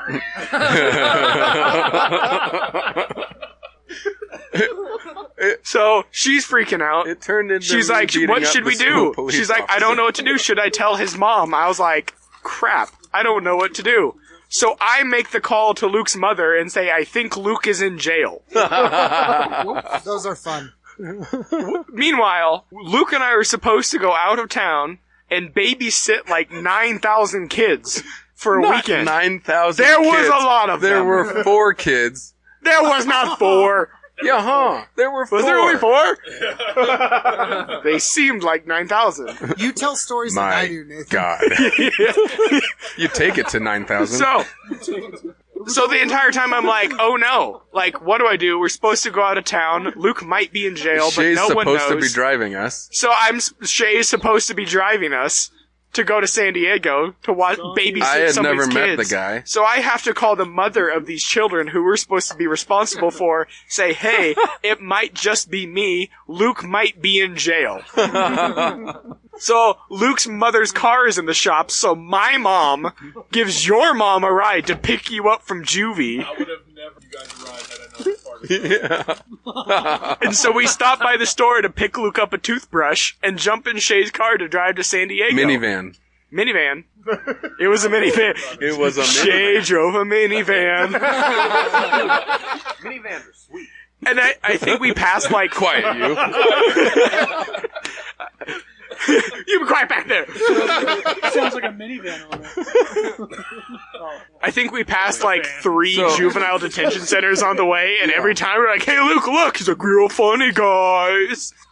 Yeah, so as that trip goes on, we get pretty tight with Shay, and he's pretty doped out on energy drinks. This was like right when Monster started blowing up pretty hard. I had never had one. Yeah, exactly. It was after Red Bulls. I got like a pack. Yeah, Red Bull had the 8 ounces. Monster came out with the 12-ounce cans, so they were bigger. And one of the nights after we put the kids to bed, Is that Nathan, code for Shay, taking and a I, poop? You put the kids to and- bed? we decided to jump in the minivan, and we jumped in something. And we're like, we need to have some fun as It was men. like a longer It was station a wagon. Viking boat. It was like longer and taller than Maybe the it was a station wagon. Suburban. I don't know. So we decided to do something fun and be men. So we decided to go to McDonald's drive-thru, and this was down in Del Mar. Del Mar. Ah, Del Mar. And Gorgeous. You ever been there? so nope. Tell me about it. So I'm pretty sure we decided to see who could eat the most McDoubles. Nope. No? We made you order Oh. in your Bill Cosby voice. Oh yeah. Okay, now you have to say the rest of the story. Okay, yeah, please. No. Skip the part about driving down and stopping at In-N-Out. And they ordered. I didn't know In-N-Out had a secret menu. Oh They yeah. ordered like a bite. Yeah. There's a reason I'm fat. While you were driving? Self-control. While I'm all hopped up on Monster. Why not 2 patties if you can have 10? That was also the year after break up with said high school girlfriend that Luke gained 30 pounds because he got a Christmas card from the entire night crew at In-N-Out because he went in there so much to get 10 by 10s. Weight gain is a serious thing. Luke, I back you up on that. Let's not talk about the lamentations of the Holland. This is about McDonald's and men trying to be men. So we eat a lot of McDonald's, and the next morning, the mother of the children we're watching wakes up to McDonald's wrappers outside of Nathan Hartley's tent and puke surrounding the outside of his tent. The only thing I remember is waking up in the middle of the night and putting my head outside this like 2-man tent that I was sharing with Luke and puking more than I've ever puked in my life. And I went back to bed, and when I woke up in the morning, it was gone. It was magic. You know what's funny about Monster Energy drinks? Yeah, dude. Yeah. You got to talk to the mic. I remember drinking the Monsters. And I remember driving. Roll. So I remember driving. And like, I want to say it was like every hour I was slamming a Monster. Yeah, Water. Yeah. And you're making fun of me for eating fat burgers. This guy was drinking fat energy drinks and driving kids around. Later. Yeah. We made At least I remember decisions. eating my poison. I had work all day that day, and so I was super tired. And so I'm falling asleep while I'm driving, thinking that Monster was going to wake me up, but all it was doing was giving me the jitters. So I'm falling asleep jittering. Like, and they're playing like Celtic rock. And I'm like, can we change any of this anytime soon? I'm pretty It sure. was a cultural experience. And then when I got there, I didn't sleep for like 2 days while we were there. Yep. While the Monster ran through my system. So Peace be with How, you. what color was it when it came out of your system? I don't remember. Like, Was it poop? it was poop? antifreeze. Or was Came out like poop. I don't think that makes sense. Biological. We once, red lines. Oh, yeah. So Dude, that's not- we were driving down to LA to fight these guys, and I took 2 red To lines. fight these guys. So Okay. How many stories involve we were driving to fight these guys? Red lines? Well, here, Seth's got a mic. Seth, what's Yeah. a red line? So a red line is a drink you shouldn't drink. It's this intense energy drink. I think it's illegal in some states. You have to be 18 or older. Yeah. So they said, this is strong. I said, whatever, pansies. And I drank 2 of them. So we show up to this concert in LA to fight these guys. And I'm puking. Other guys are puking. 2 guys are panicking. And I'm like, ugh. And they're like, we have to fight these guys. I'm going, we're all puking. We don't feel good. And I don't think we're in good shape. So I say, fine. All right. We came all this way. We can't just drive down here and do nothing. So I went into the show. It was a concert. Bunch of guys are dancing around. I found a random guy, punched him in the face, walked back outside there. I hit one of their guys, and then we left because I was puking and everyone had diarrhea. And that was LA, and then we got Mexican food. That reminds me, Red line. Seth, Diarrhea for everyone. Sponsored by Redline. Seth has this allergy, or used to have this allergy to red dye. Yes. And so anytime he would That drink, came into play. anytime he would drink like Hawaiian Punch or something, his face would swell up. Super crazy. Fake blood, that kind of thing. Anything like that. Or Tiki Punch. Yeah, anything. We didn't have Tiki Punch back then. Or Flamin' Hot Cheetos. Or we didn't have that when we were kids. I grew up on So Cheetos. we used to get like 12 packs of Hawaiian Punch, and Seth would just pound them all, and then his like face would swell up, and he couldn't see out of his eyes. It was amazing. Do you remember when you pulled me on a couch from the back Also of your called a truck? diabetic coma. Yeah. Do you remember? Do you want to tell that story? Nathan, can you tell this story? So we found a couch. Sean, continue. Yeah. So the ditch. Good news, we also, weren't responsible. the ditch doubles as a landfill sometimes. People. Something about the desert. Nevada is a wasteland, so what people do is they go out in the desert and they just dump stuff. And sometimes they dump cars or couches or whatever. Nuclear waste. Yeah, nuclear waste. Good point. So one time we found a couch, and I had this. The ditch is right that way. Look to the moon, and the ditch is under it. You're listening to the movie. Go to Queen Street, Yeah. take it east Take 4th Street. Take 4th Street all the way north to until Queen, it terminates. turn right, then take left No I believe it's like Man's Road. 39.546 by negative 119. That's pretty close. Okay. But it's right up there. You take 4th Street straight up, and it's just this kind of wilderness area. And they have these abandoned mines. You ever sit back and wonder why you didn't come here? There's nothing out there. There's nothing else. Wait, hold on. Okay, yeah, so we found a couch. I want to hear about the couch. We found a couch. So they have, so there's up by It the was ditch. gorgeous. It was the best couch. The best couch. You're not the best. Sit down, fake news. The couch. So they have these 3 mine shafts, and they collapsed the mine shafts so the kids wouldn't go in them. But it had this orange dirt, and we used to use the orange dirt to heal our cuts. You used But anyways, to use we the found orange you dirt did to heal. too. Don't lie. I did You not. did too. I drank. We found a couch, and I just got my license, and Seth didn't have his license yet, I think, right? Yeah, why was that? Because I failed. reason, The other 'cause you story, failed it. I failed it. I tried to go down a one-way street and yelled I at had the this instructor. Jeep. I had this Jeep pickup. It was like before the Comanche. It was called a J10, and it had a Chevy 350 in it, and it was camo spray painted, and the torque. Said, "Don't tread on me on the license." It was basically, essentially, the most libertarian vehicle I've ever had, and the gear. It had a granny. story It sounds a didn't little have a dusty, Confederate flag Sean. because I didn't get it. Sounds dusty. It was pretty dusty white. It was the whitest vehicle I've had. It has sticker of the King The- of England. It being was killed. geared super low.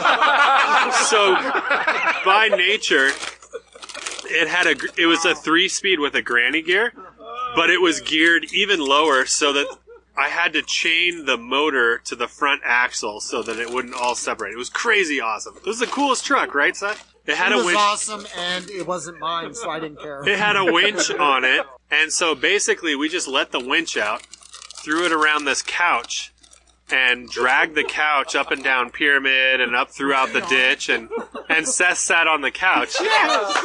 And it was actually working really well. We did this triangle thing where we did both sides of the couch into this triangle, so it kind of stayed even, until it slipped because the couch was running on the winch and part of it broke, and so it slipped to the right and hit the curb, and Seth catapulted into a house, and it was amazing. Bye, Shay. Shay's leaving, everybody. Thank you for coming, Shay. We love you, Shay. Thank you so much. Shay, thank you for I feel coming. like the most mature of us is leaving. Yeah. Hey, does Ryan Smith want to go next? Yeah, where's Ryan?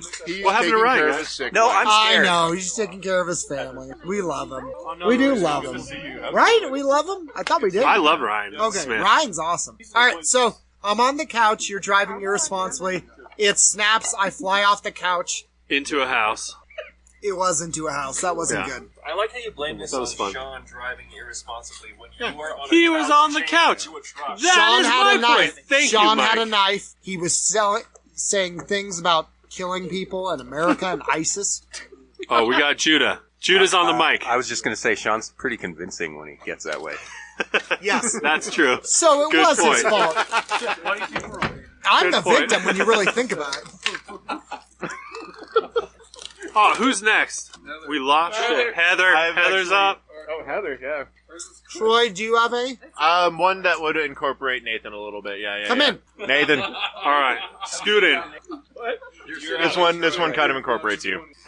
Judah, if you have one, signal at me and then do a bird dance, and I'll know that's Judah saying, what? So there was a point in mine and Nathan's lives where we're both kind of assholes toward each other, and we did not Whoa. get along Easy. ever. Whoa, Captain America doesn't appreciate This that. is a PG podcast. I believe I've heard. Call somebody an asshole. We were assholes toward each other. Oh no, there was like mutual like disrespect towards I'm each other. sick of this shit with you cussing. Sorry, do you want me to call Sean a bastard at least 3 more times? That is in some literature. I won't f***ing stand for this obscenity. You know what? Language. I apologize to our tens of listeners. All of which are here. Well then, Nathan, hey, I'm sorry. I'm sorry, Nathan. I'm also sorry to Judah. Judah and Nathan, I that's feel it. like I should apologize to Judah so many times. Well, Judah's just nice. Me too. Don't patronize him. All right, so Troy, you got a story. Sorry, go ahead. No, it's all good. The story's more foggy on my side, but this was I remember.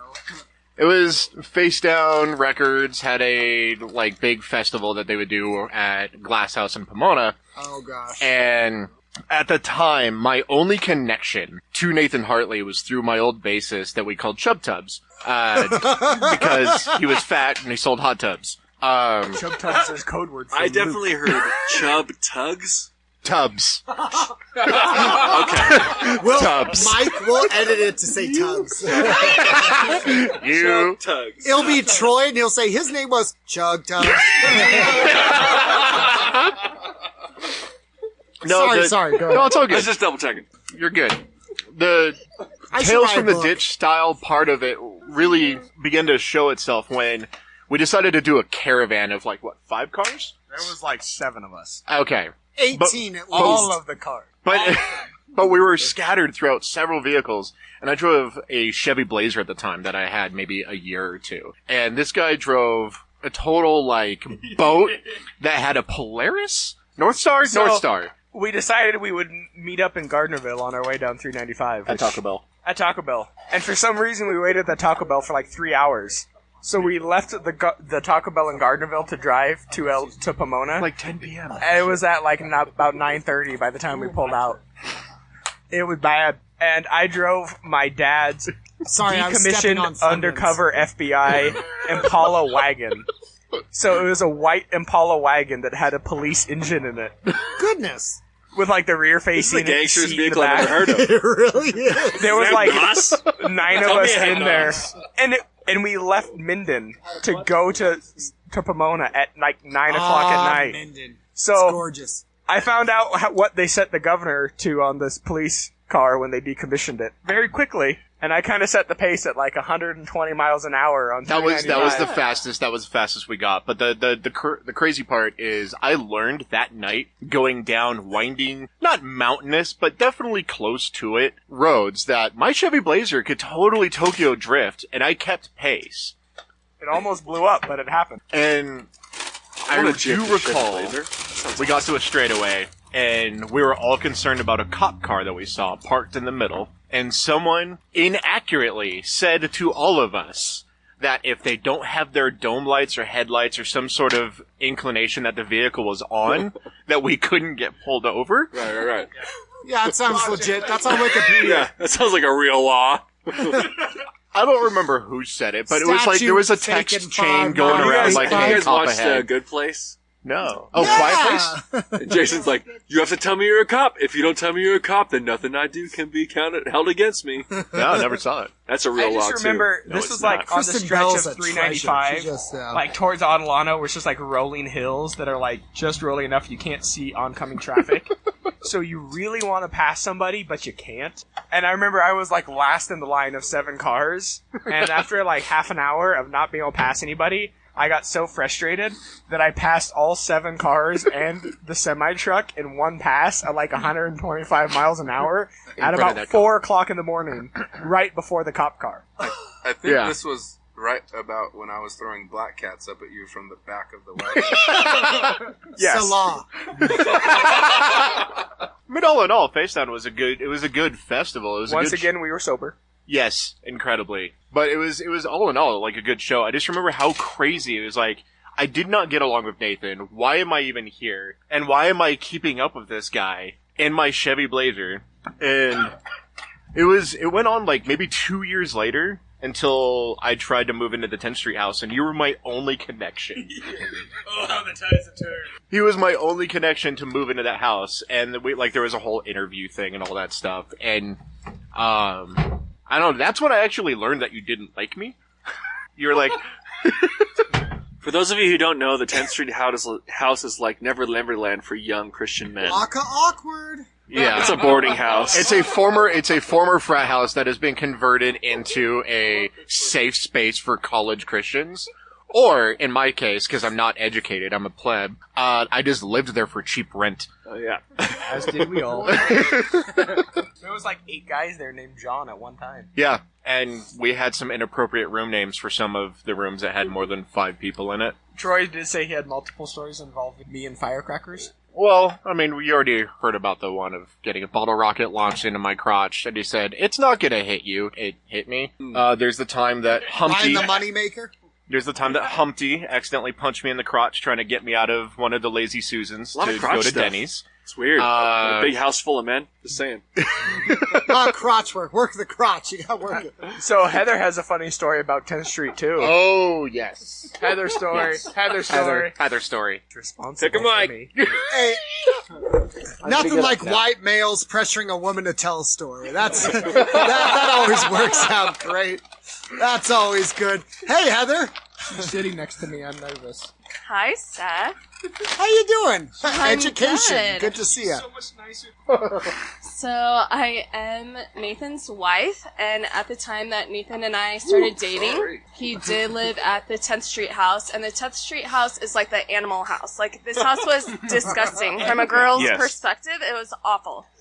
So it was also from a reasonable man's perspective. Old rundown house. Our trash can for the house was a Jack in the Box style trash can that we stole from the drive-thru.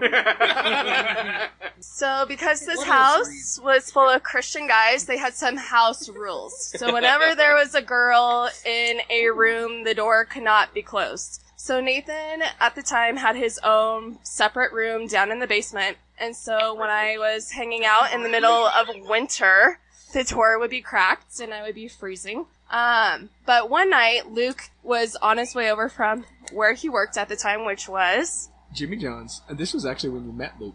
This was the first time I met Luke. All right, sandwiches. So to add to the story between Luke and Nathan, since they've been friends for so long, I often feel like the third wheel. Wah, wah. Sucks for you. So I hear this jingle, jingle, jingle of Luke's keys in his pocket coming up the walkway. And I'm sitting on the couch, and Nathan was over by his closet area, so I could hear Luke better. And he stopped at the door, and he paused. And all of a sudden, in a very creepy voice, he said, I'm going to open the door with my wiener. And I paused. Naturally. And I started giggling. And I'm like, who is this guy? And he heard my laugh, and he said, is that a girl? And I'm like, yeah, hi. And he's like, is that Heather? And I'm like, hi, Luke. So that is how I met the infamous Luke Holland. You are just the worst. It was all downhill from there. I'm pretty sure I used No one the can word say she didn't know what she was getting herself into. boner. I mean, that would be more anatomically understandable. Where's Sean? I don't know how you could open a door. Realistically, not though. Sean. All right. So it was a little door. It was a very little door. I'm eating apple crisp. So I'm going to talk about the Great Firework War of 2005. Oh, don't we all remember? So I think we told that story, didn't we? No, this is. So I was living with. Let's say this. I won't say their names. I'm going to try to be careful because I always blow this. It was Judah. I lived with 4 guys who were on the gang profile. This was a different Bob, war. Bob, and Bob. Yeah, Bob, and Bob. So we were living there, and one of our roommates, roommate B, says, "Hey, we should have a firecracker war till someone cries." Naturally. So it starts on a Monday night. It's cold. Wait, hold on. You have to specify the night it starts on? Because this is a memorable occasion. Is this a multi-day firecracker It war? was for 7 days. What a time to be alive. Continue. So day 1, I'm going to sleep. I have to work at my preschool the next day. And I see someone out of the corner of my eye. I'm waking up and I hear snickering. And black cats start going off. And I look. They'd lit a pack of 50 black cats and thrown them on my bed. And I'm flailing, I'm kicking them. And my response is, I had this knife I bought at the flea market that opened up into 3 blades. It was like multi-blade. So I throw it at the person leaving my room. It hits his door. He comes out, he's like, "Dude!" And I'm like, "Oh, I'm getting kicked out of the house." He goes, "Where did you get those blades at? That's crazy." And I tell him the guy I bought from, the guy's in prison. That's not important. So that's day 1, and I go, okay, it's on. So day 2, I come in, and I have this larger, no, I'm gonna say it. His name is Chops. He's in his room, and he says, "Hey, check out these new Todd McFarlane toys I got." I was like, "Oh, I'll be right there, man." I come back, and he's like, "Look, these are signed by him. They're cool. I'm so excited." Wait, and he who's goes, Todd McFarlane? He wrote the Spawn comic. Okay.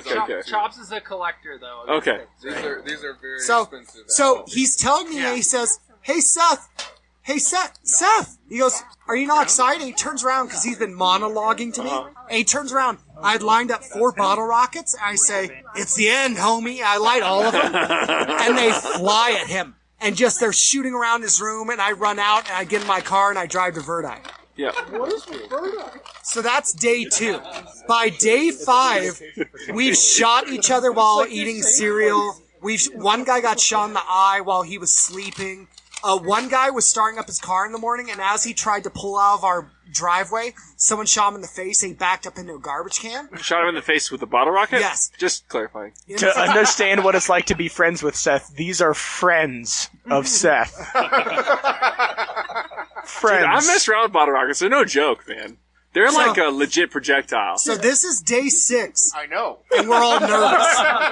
Sorry. This is day 6, and we're all nervous. And I'm wearing my SpongeBob pajamas. We're 6 days into the bottle rocket war. 6 days in. So we're all sitting in the living room, watching TV, looking at each other all, like, nervous.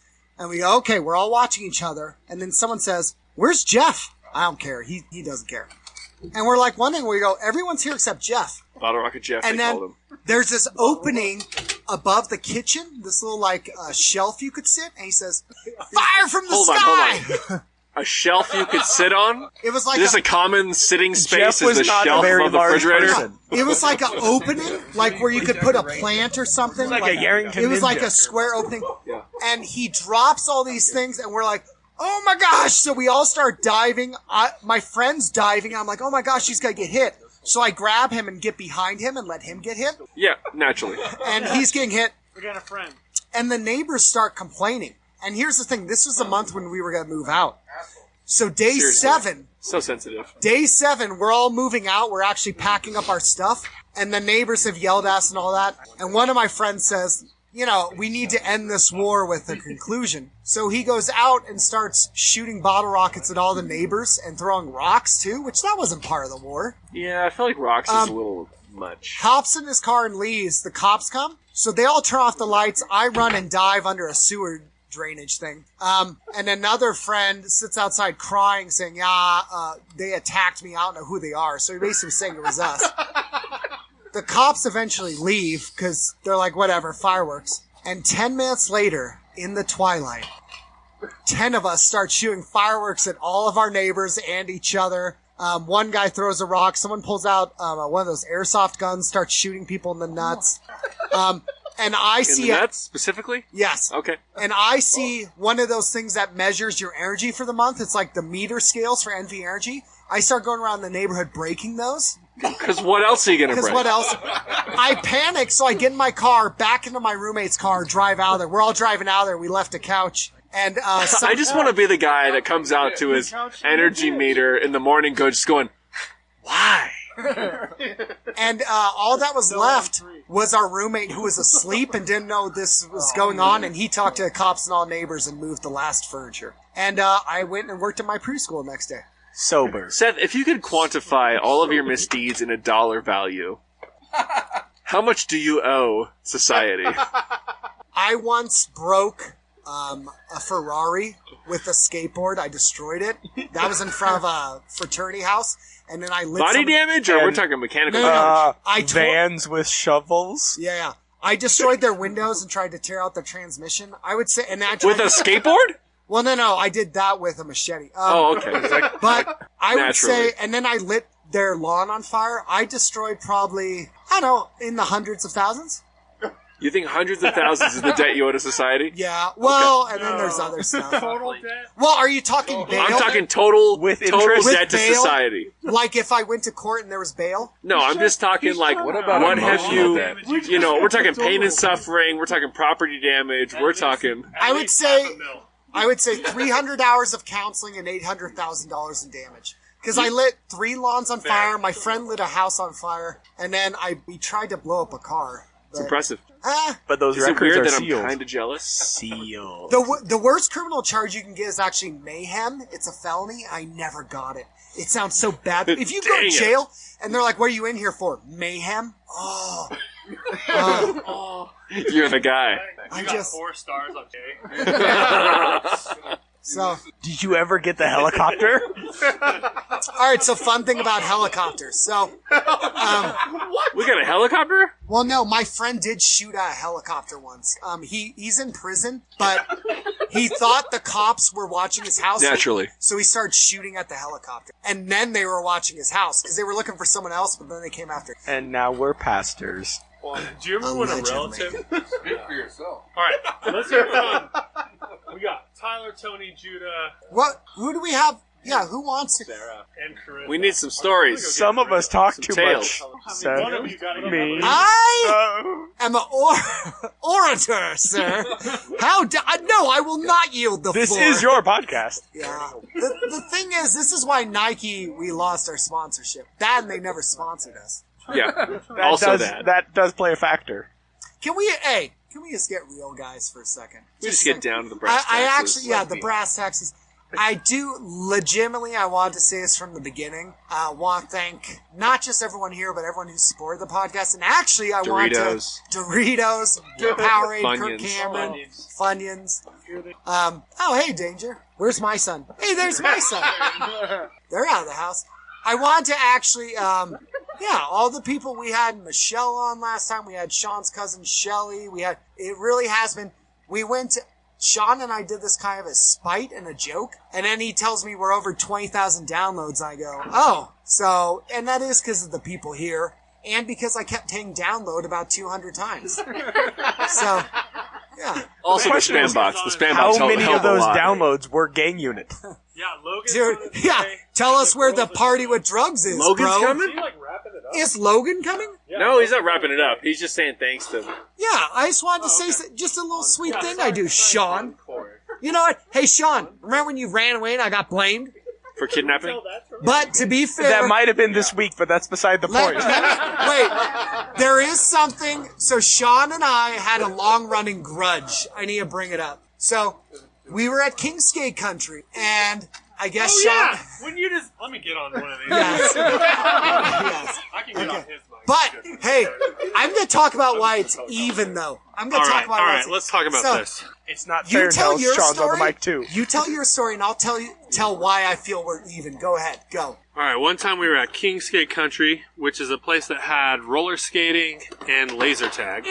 And Street Fighter 2. Mortal Kombat Street Fighter songs? 2, it had the Simpsons game, it had a bunch of good And games. it kept people off of drugs. It kept people off drugs, but this was many of you, even our international listeners, may have seen the Kingsgate Country commercial that Red and Link did about keeping kids off drugs. This was the I Sparks said no to one. reefer. So this was even more ghetto. When Sparks had a Kingsgate Country, it was a little crazy, but we were at Kingsgate Country. We came out of Kingsgate Country after a great day of like trying to scam on girls and roller skating, I guess is what it's called.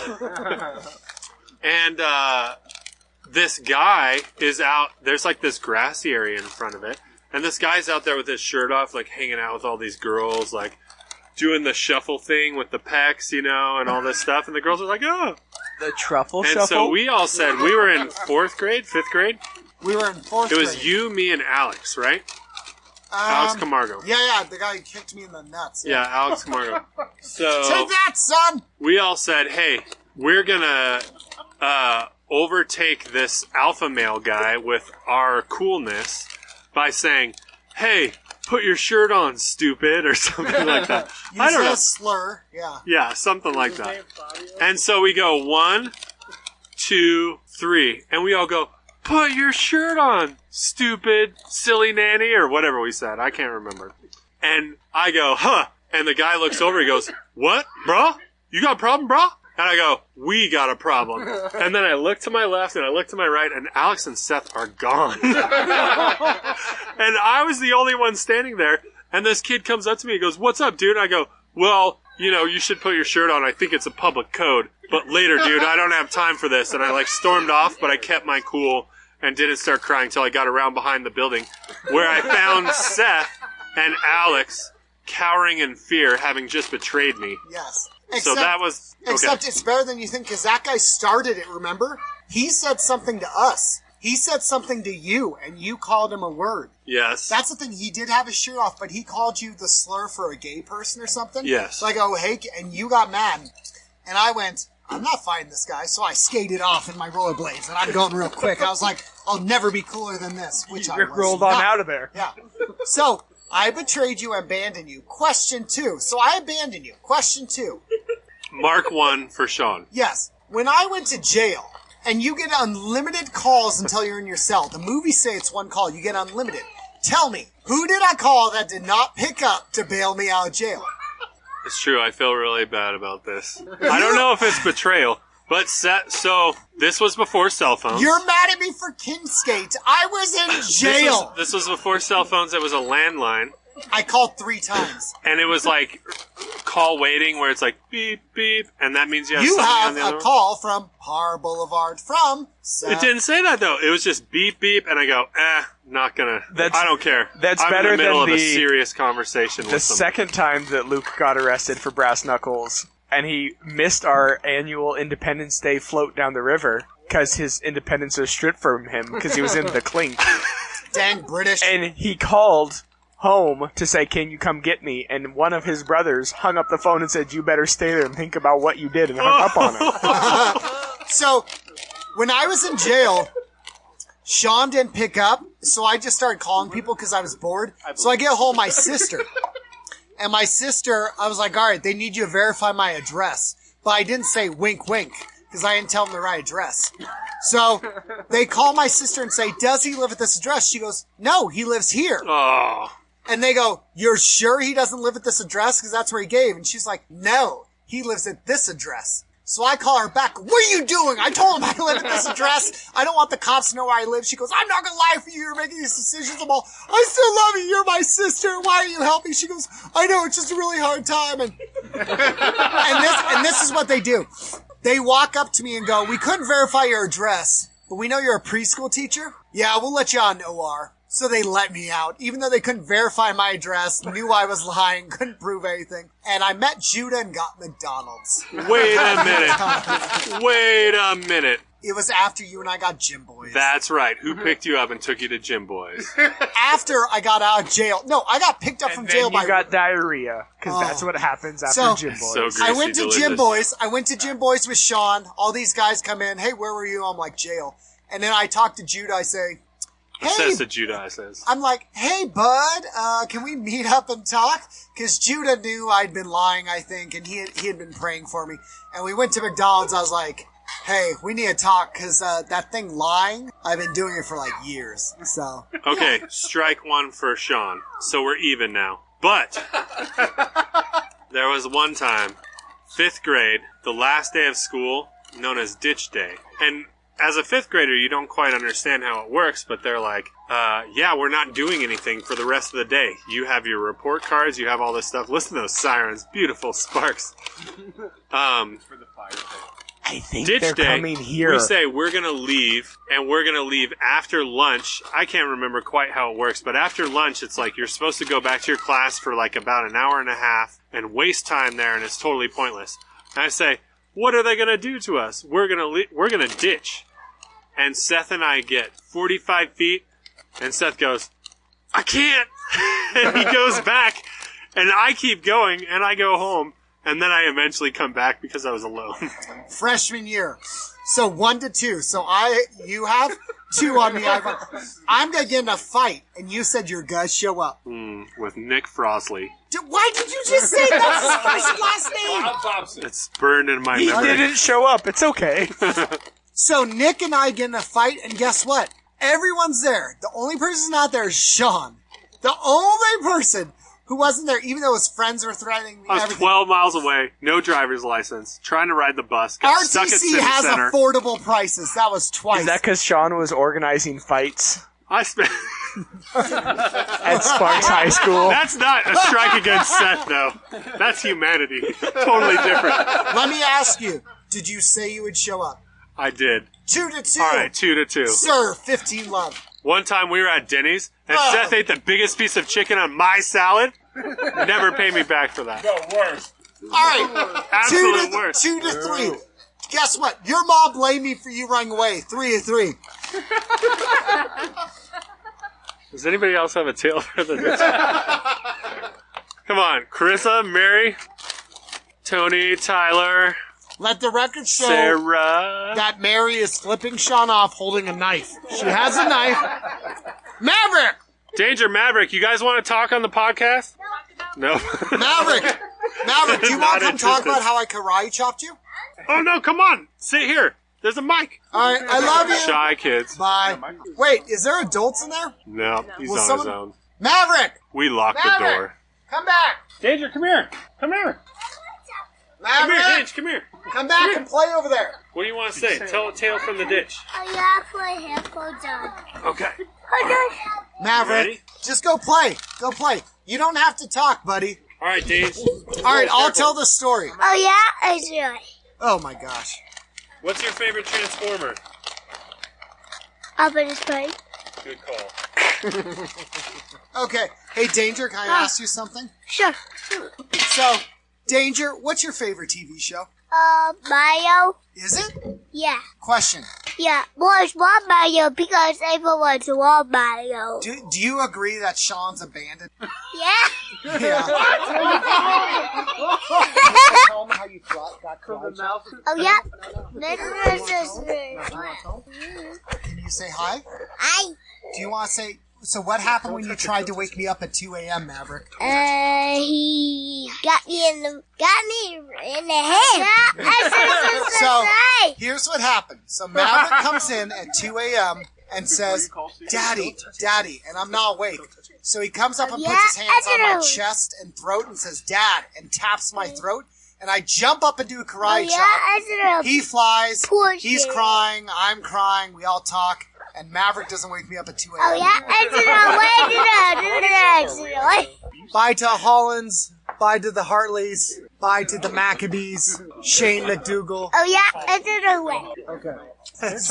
So Maverick had someone who kept messing with him. And I've always told him, I said, Maverick, what do I say about punches? Is it open hand or closed fist? Yeah. So closed fist, I always tell him, don't throw one punch, throw a combo. So this kid won't stop, and Maverick is standing there, and the kid gets in his face. Maverick throws a 1-2 combo. The kid shoves Maverick by the neck. They both get up. The teacher comes out. They're both crying. And the teacher's like, what happened? And I get a call, Maverick got in a fight. And Jess texts me, Maverick got in a fight. First thing I says is, did he turn his hips? It's the first thing I ask. Because I want to know. I've shown him. I've held pads for him. I get to school. I pick up Maverick. He thinks he's going to be in trouble. I pick him up. I'm like, no, we're going to go get McDonald's. And I look behind me and see the kid. And I go, Maverick, is that the kid? And he says, yes. I'm like, he is huge. Dad, let me tell something. Go ahead. It was my partner. Don't say his name. No, don't say his name. Pops. Yeah. His school partner. And this kid is huge. And I go, why? Why for your first fireball? That kid's big to me. And he goes, I don't know. So we had chicken McNuggets. Do you remember McDonald's? Yeah. Chicken butt. Oh. All right, Dave. You guys go play. All right, go play. Go play. Okay, come on, Nathan. All right. Down here? Oh, Logan Needham. Logan, I told you. At 9 o'clock. Yeah. You are like Gandalf. You're never late or early. You arrive precisely when you want to. Fashionably late, right? This is called Logan time. I want to show up. Logan, you got a tail? So, peace be with you. I have a good story. All right. Well, I don't know how good it is, but it was good at the time. I was probably I'll ask you this first. Do you want to hear a SWAT team story, or do you want to hear an explosions in the sky story? SWAT team. SWAT team? Yes. All right. So my little brother was turning something. I don't know, like 7. Duck. He was. I was like 11. I was like 11 or 12. Sorry. Is this better? I was like 11 or 12 years old. And it was my little brother's birthday, and so he had a sleepover at our house. And so there's a whole bunch of little kids at the house. And my aunt and uncle were there, and my cousins and stuff. And I have a cousin that's my age, and then one that's a little older. And us 3 older boys were like, these young kids are dumb. We don't want to stay here at this dumb sleepover. And so we had like a little trailer, a growler that we had across the street, like a little 15-foot tow-behind trailer thing. And so my 2 cousins and I go to sleep in the trailer while everybody else is having their sleepover in the house. And this was long before laser pointers were like a thing. Like they just weren't a thing anywhere. You couldn't buy them. My dad had this crazy helium neon laser that had like a separate battery thing, and it was awesome. And he said that we could play with it. And apparently they were, on Terminator movies and stuff, enough to scare people, but we didn't really know that. So we're out getting ready to sleep in the trailer, and we had binoculars, and across the street from my house was this big open field, and then at the top of the field was this row of houses, and you could see. And so we had binoculars, and we'd look out the window, and we would shine the laser in the window of this house, and you could see it on the wall in the house. We'd shine in there for a little while, and then somebody'd get up and shut the drapes. And then we'd giggle and laugh about it, and then we'd shine it in somebody else's window, and then they'd open the drapes eventually, and we'd shine it in their window again, and we did this for who knows how long, and really enjoyed ourselves, and then decided to go to sleep. And so we went to sleep, and at some point in the night, I don't know, it was like 2 a.m, something like that, my older cousin was sick of his brother's snoring and decided he was going to get up and go inside. And so he grabs his sleeping bag, and he opens the door to the trailer, and he steps out to walk across the street to my house, and is immediately confronted with like 8 SWAT team guys, guns in his face, "Get down on the ground, get down," and he's like freaking out. He gets down on the ground, they storm into the trailer, they wake up me and my cousin Ben, guns, flashlights, "Get out now!" And we're like 11 and terrified and have absolutely no idea what has happened. And at this point there was no connection in my brain between having fun with lasers and getting like almost killed by the SWAT team. Right. And so they pull us out of the trailer and like have us with our hands on the trailer, and they go in and they're searching it, and going through everything. And then pretty soon they come out with the laser pointer, and the one guy's like kind of showing it to the other guys, and they all kind of have this little laugh, and then they're like, "We got him, guys." Basically, it's they're a federally regulated laser pointer. They're basically like, "All right, going away for a long time. You gotta go ahead and go back to bed." But of course, so the part I didn't know was that the sheriffs called my parents' house and were like, my mom answers the phone at 2 a.m, and they're like, "Do you have any guns in the house?" And there's like 40 guns in the house. They didn't say, "Hello, this is the police." Well, yeah, I'm sure they introduced themselves. My mom's like, yes? And they're like, "Do you know where they all are?" And she's like, no. And there's like 14 little 6-year-olds asleep in her living room, and there's people everywhere. She has no clue what's going on. And then my next door neighbor, who's this old lady, was apparently out partying. She's that kind of old lady. And she calls my mom also, and she's like, "Why can't all the streets to our house are blocked? There's cops everywhere. Why can't I get home?" And apparently it was because you were trying to snipe folks. Yeah, so that was scaring the piss out of people. Was that in the mid-90s? See, I was 11. Yeah. It'd be like 92-ish, 93-ish. So I had a real similar situation. It wasn't as crazy, but just like pointing a laser pointer in somebody's window, and then a bunch of cops showed up. Yeah. And I feel like that was about the time of like movies. Yeah, where laser scopes were a thing. I think that's exactly. It just coincided with like exactly like pop culture was like right at the right point. People were like, "Lasers means guns," right? And they were and scared really, of they them. were just trying to get a distance for water balloons. That's what we were going for. I was just a bored 11-year-old. Thought it'd be funny. I don't know. So that's my SWAT team story. I think you were right though. I think it was funny. You didn't hear explosion story also? Your helium balloon? Yeah, the hydrogen. Yeah, did I even tell it? Did I tell that last time? Oh yeah, it's kind of funny because I just told some of these stories at Thanksgiving the other night because we were having a reminiscing party. My favorite. All right, so I gave you the option, and now I'm telling both stories. It's a twofer. So this was, let's see, how old? Couldn't have been that much later. I was probably 12 or 13, and my mom was out of town or out of meet. She must have been out of town because her car was at our house. Anyway, it was my dad and my little brother and I were home alone that night, and we were like trying to figure out something fun to do. And my dad's like, "I've got a hydrogen tank.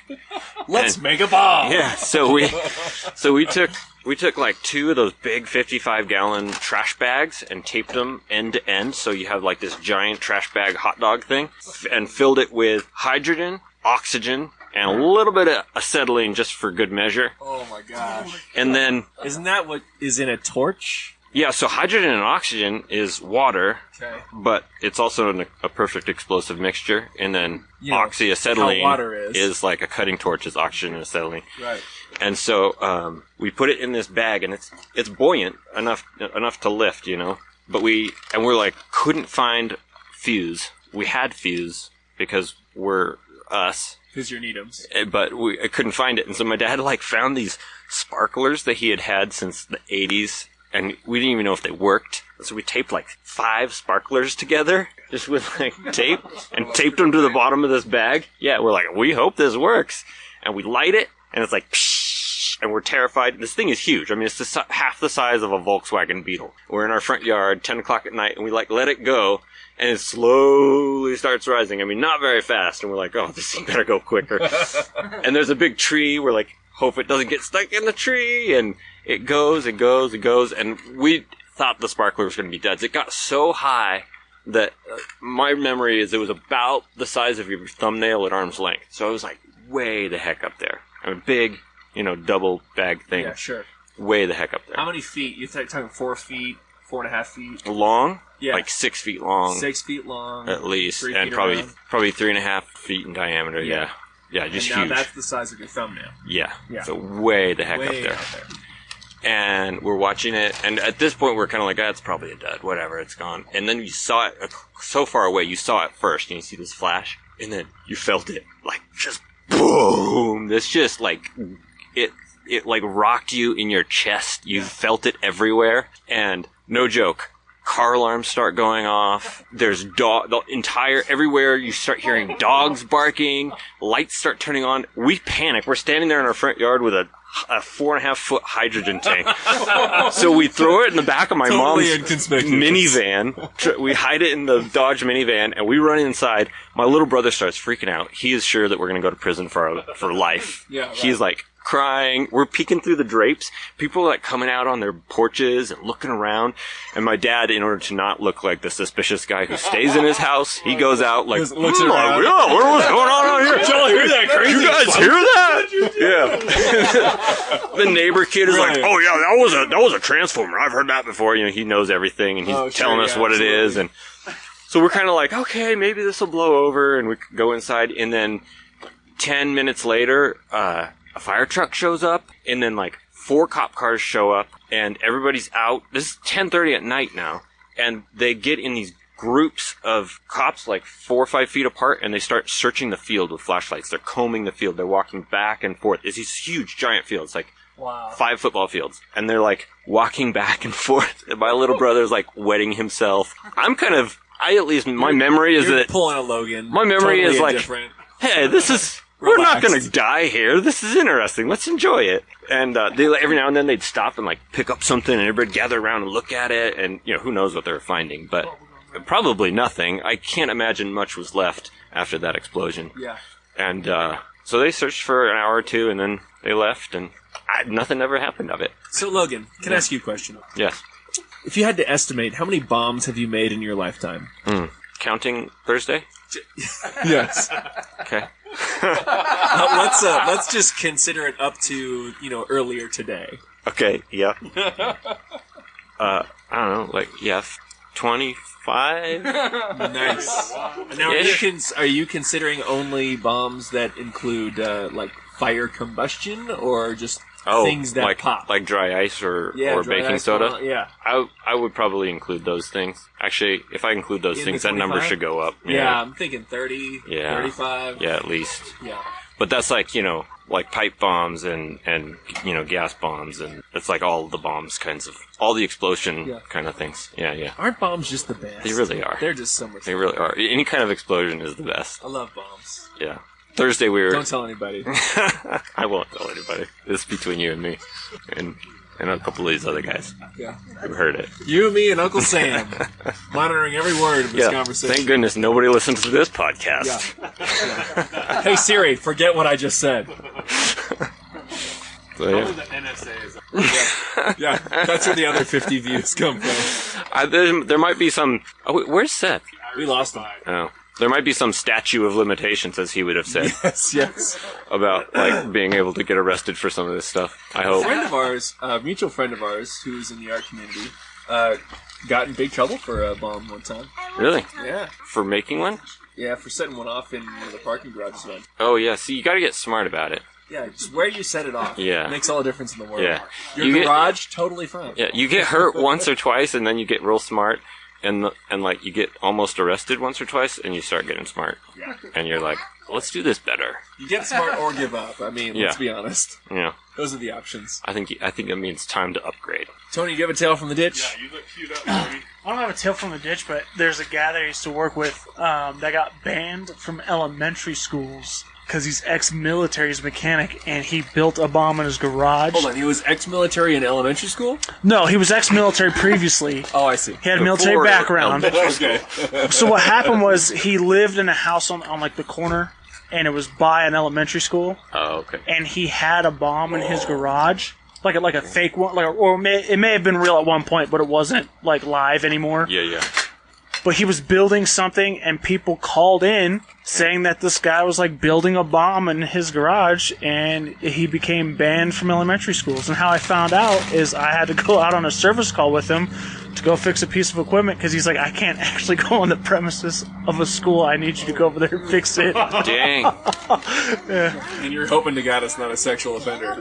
Yeah, I was like, is that the real reason why But was you he can't go- actually building bombs? Or was somebody just thought he was? No, he wasn't. He had the bomb in his garage, and he was building story. something.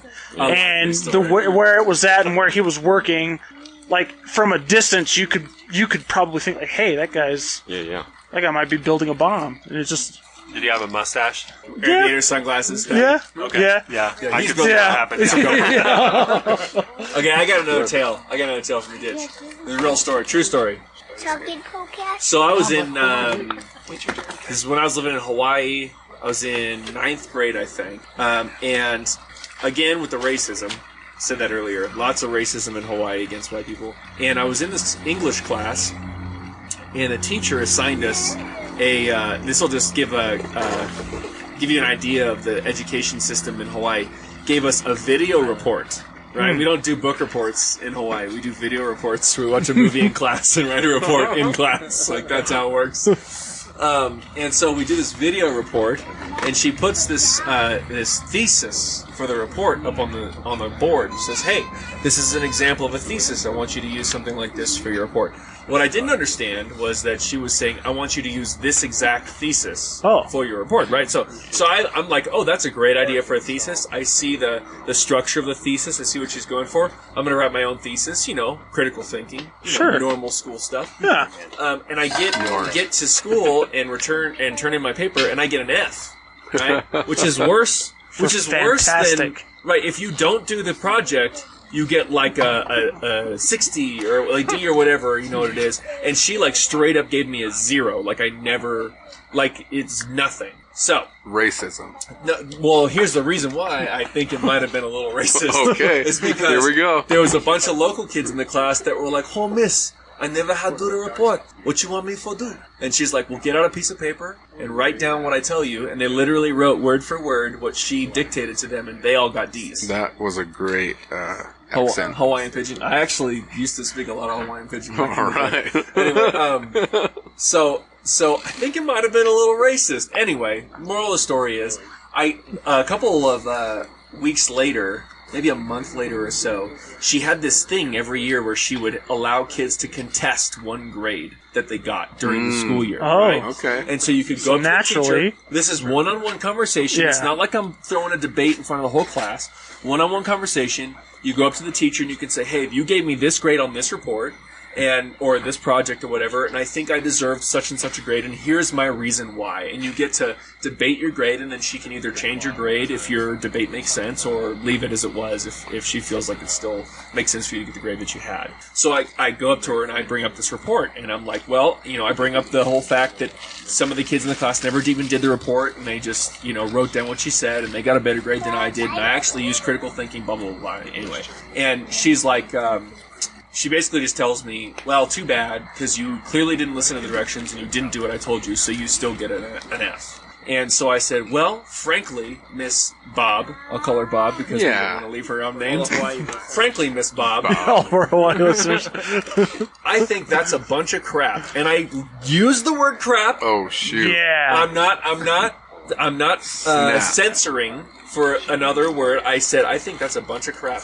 And she stands up in the class. We're all in the library this time. She stands up amongst the class and says, I would like you to all know that Mr. Mumford's overall grade has been lowered from a C to a D.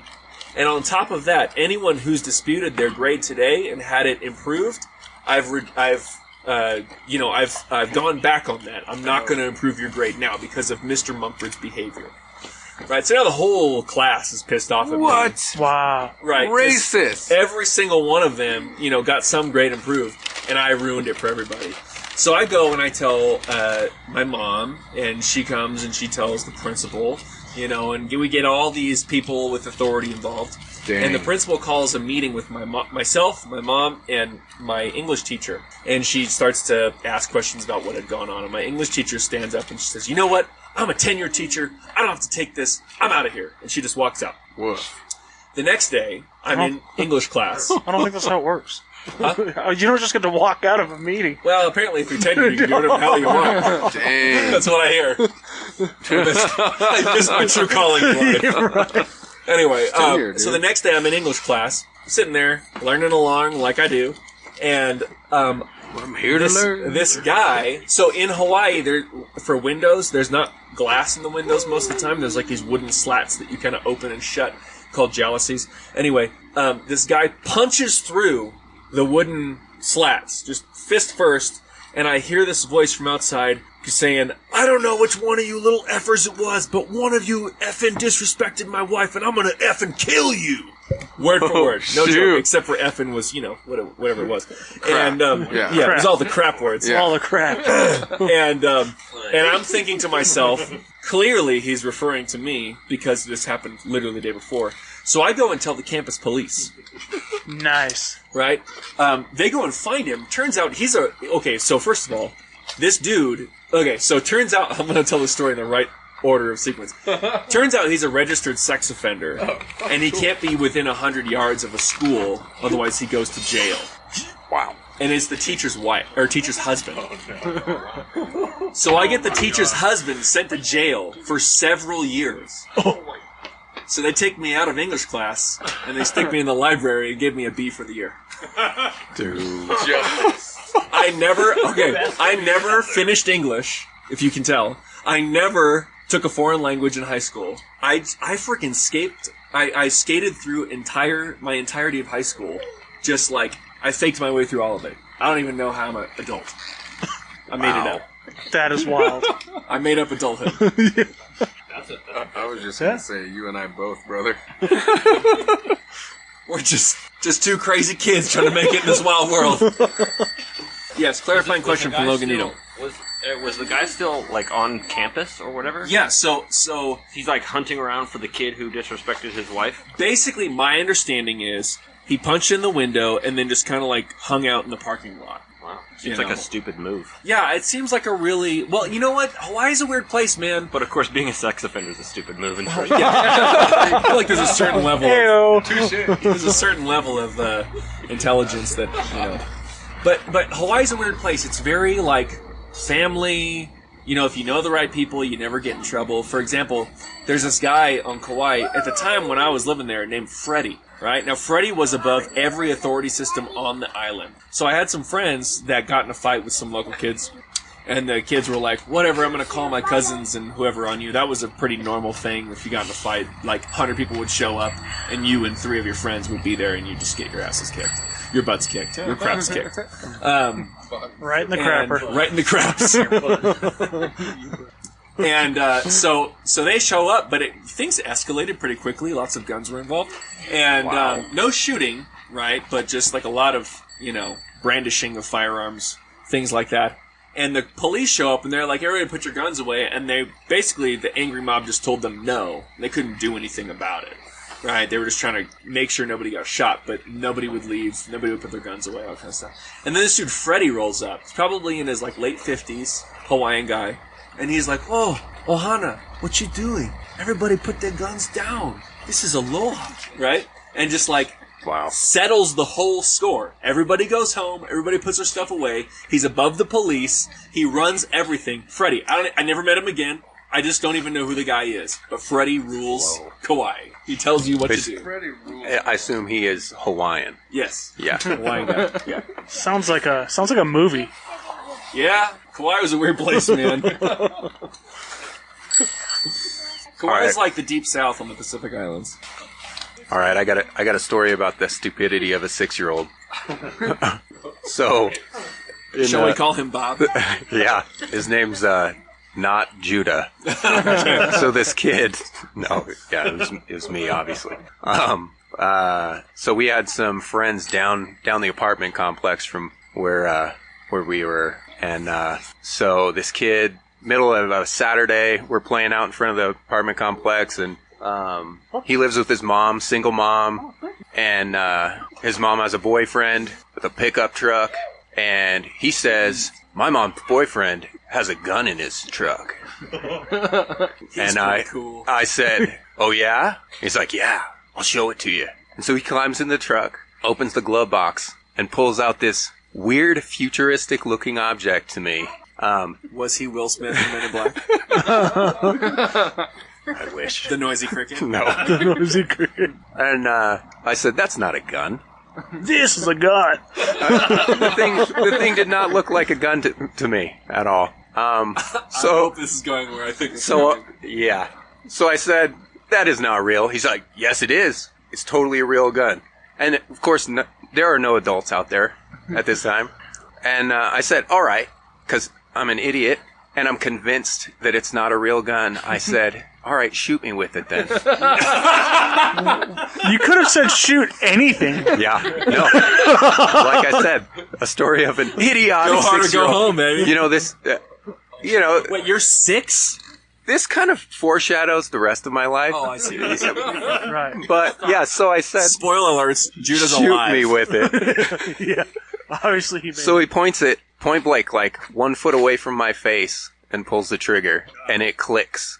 Pretty loud metallic click. And right at that moment, his mom comes screaming, running out of the apartment, hysterical, and scoops him up in her arms. And I was just like in shock. Holy So crap, that was real. It was and a I gun? just slowly walked home. What kind of gun was it? I think what it was I imagined a gun as a revolver. Like an old Western revolver. And it was a pistol. 16 in the clip, 1 in the Exactly. It was probably like a Glock or something. Yeah, right. Yep. Wow. And I don't think I ever told my mom.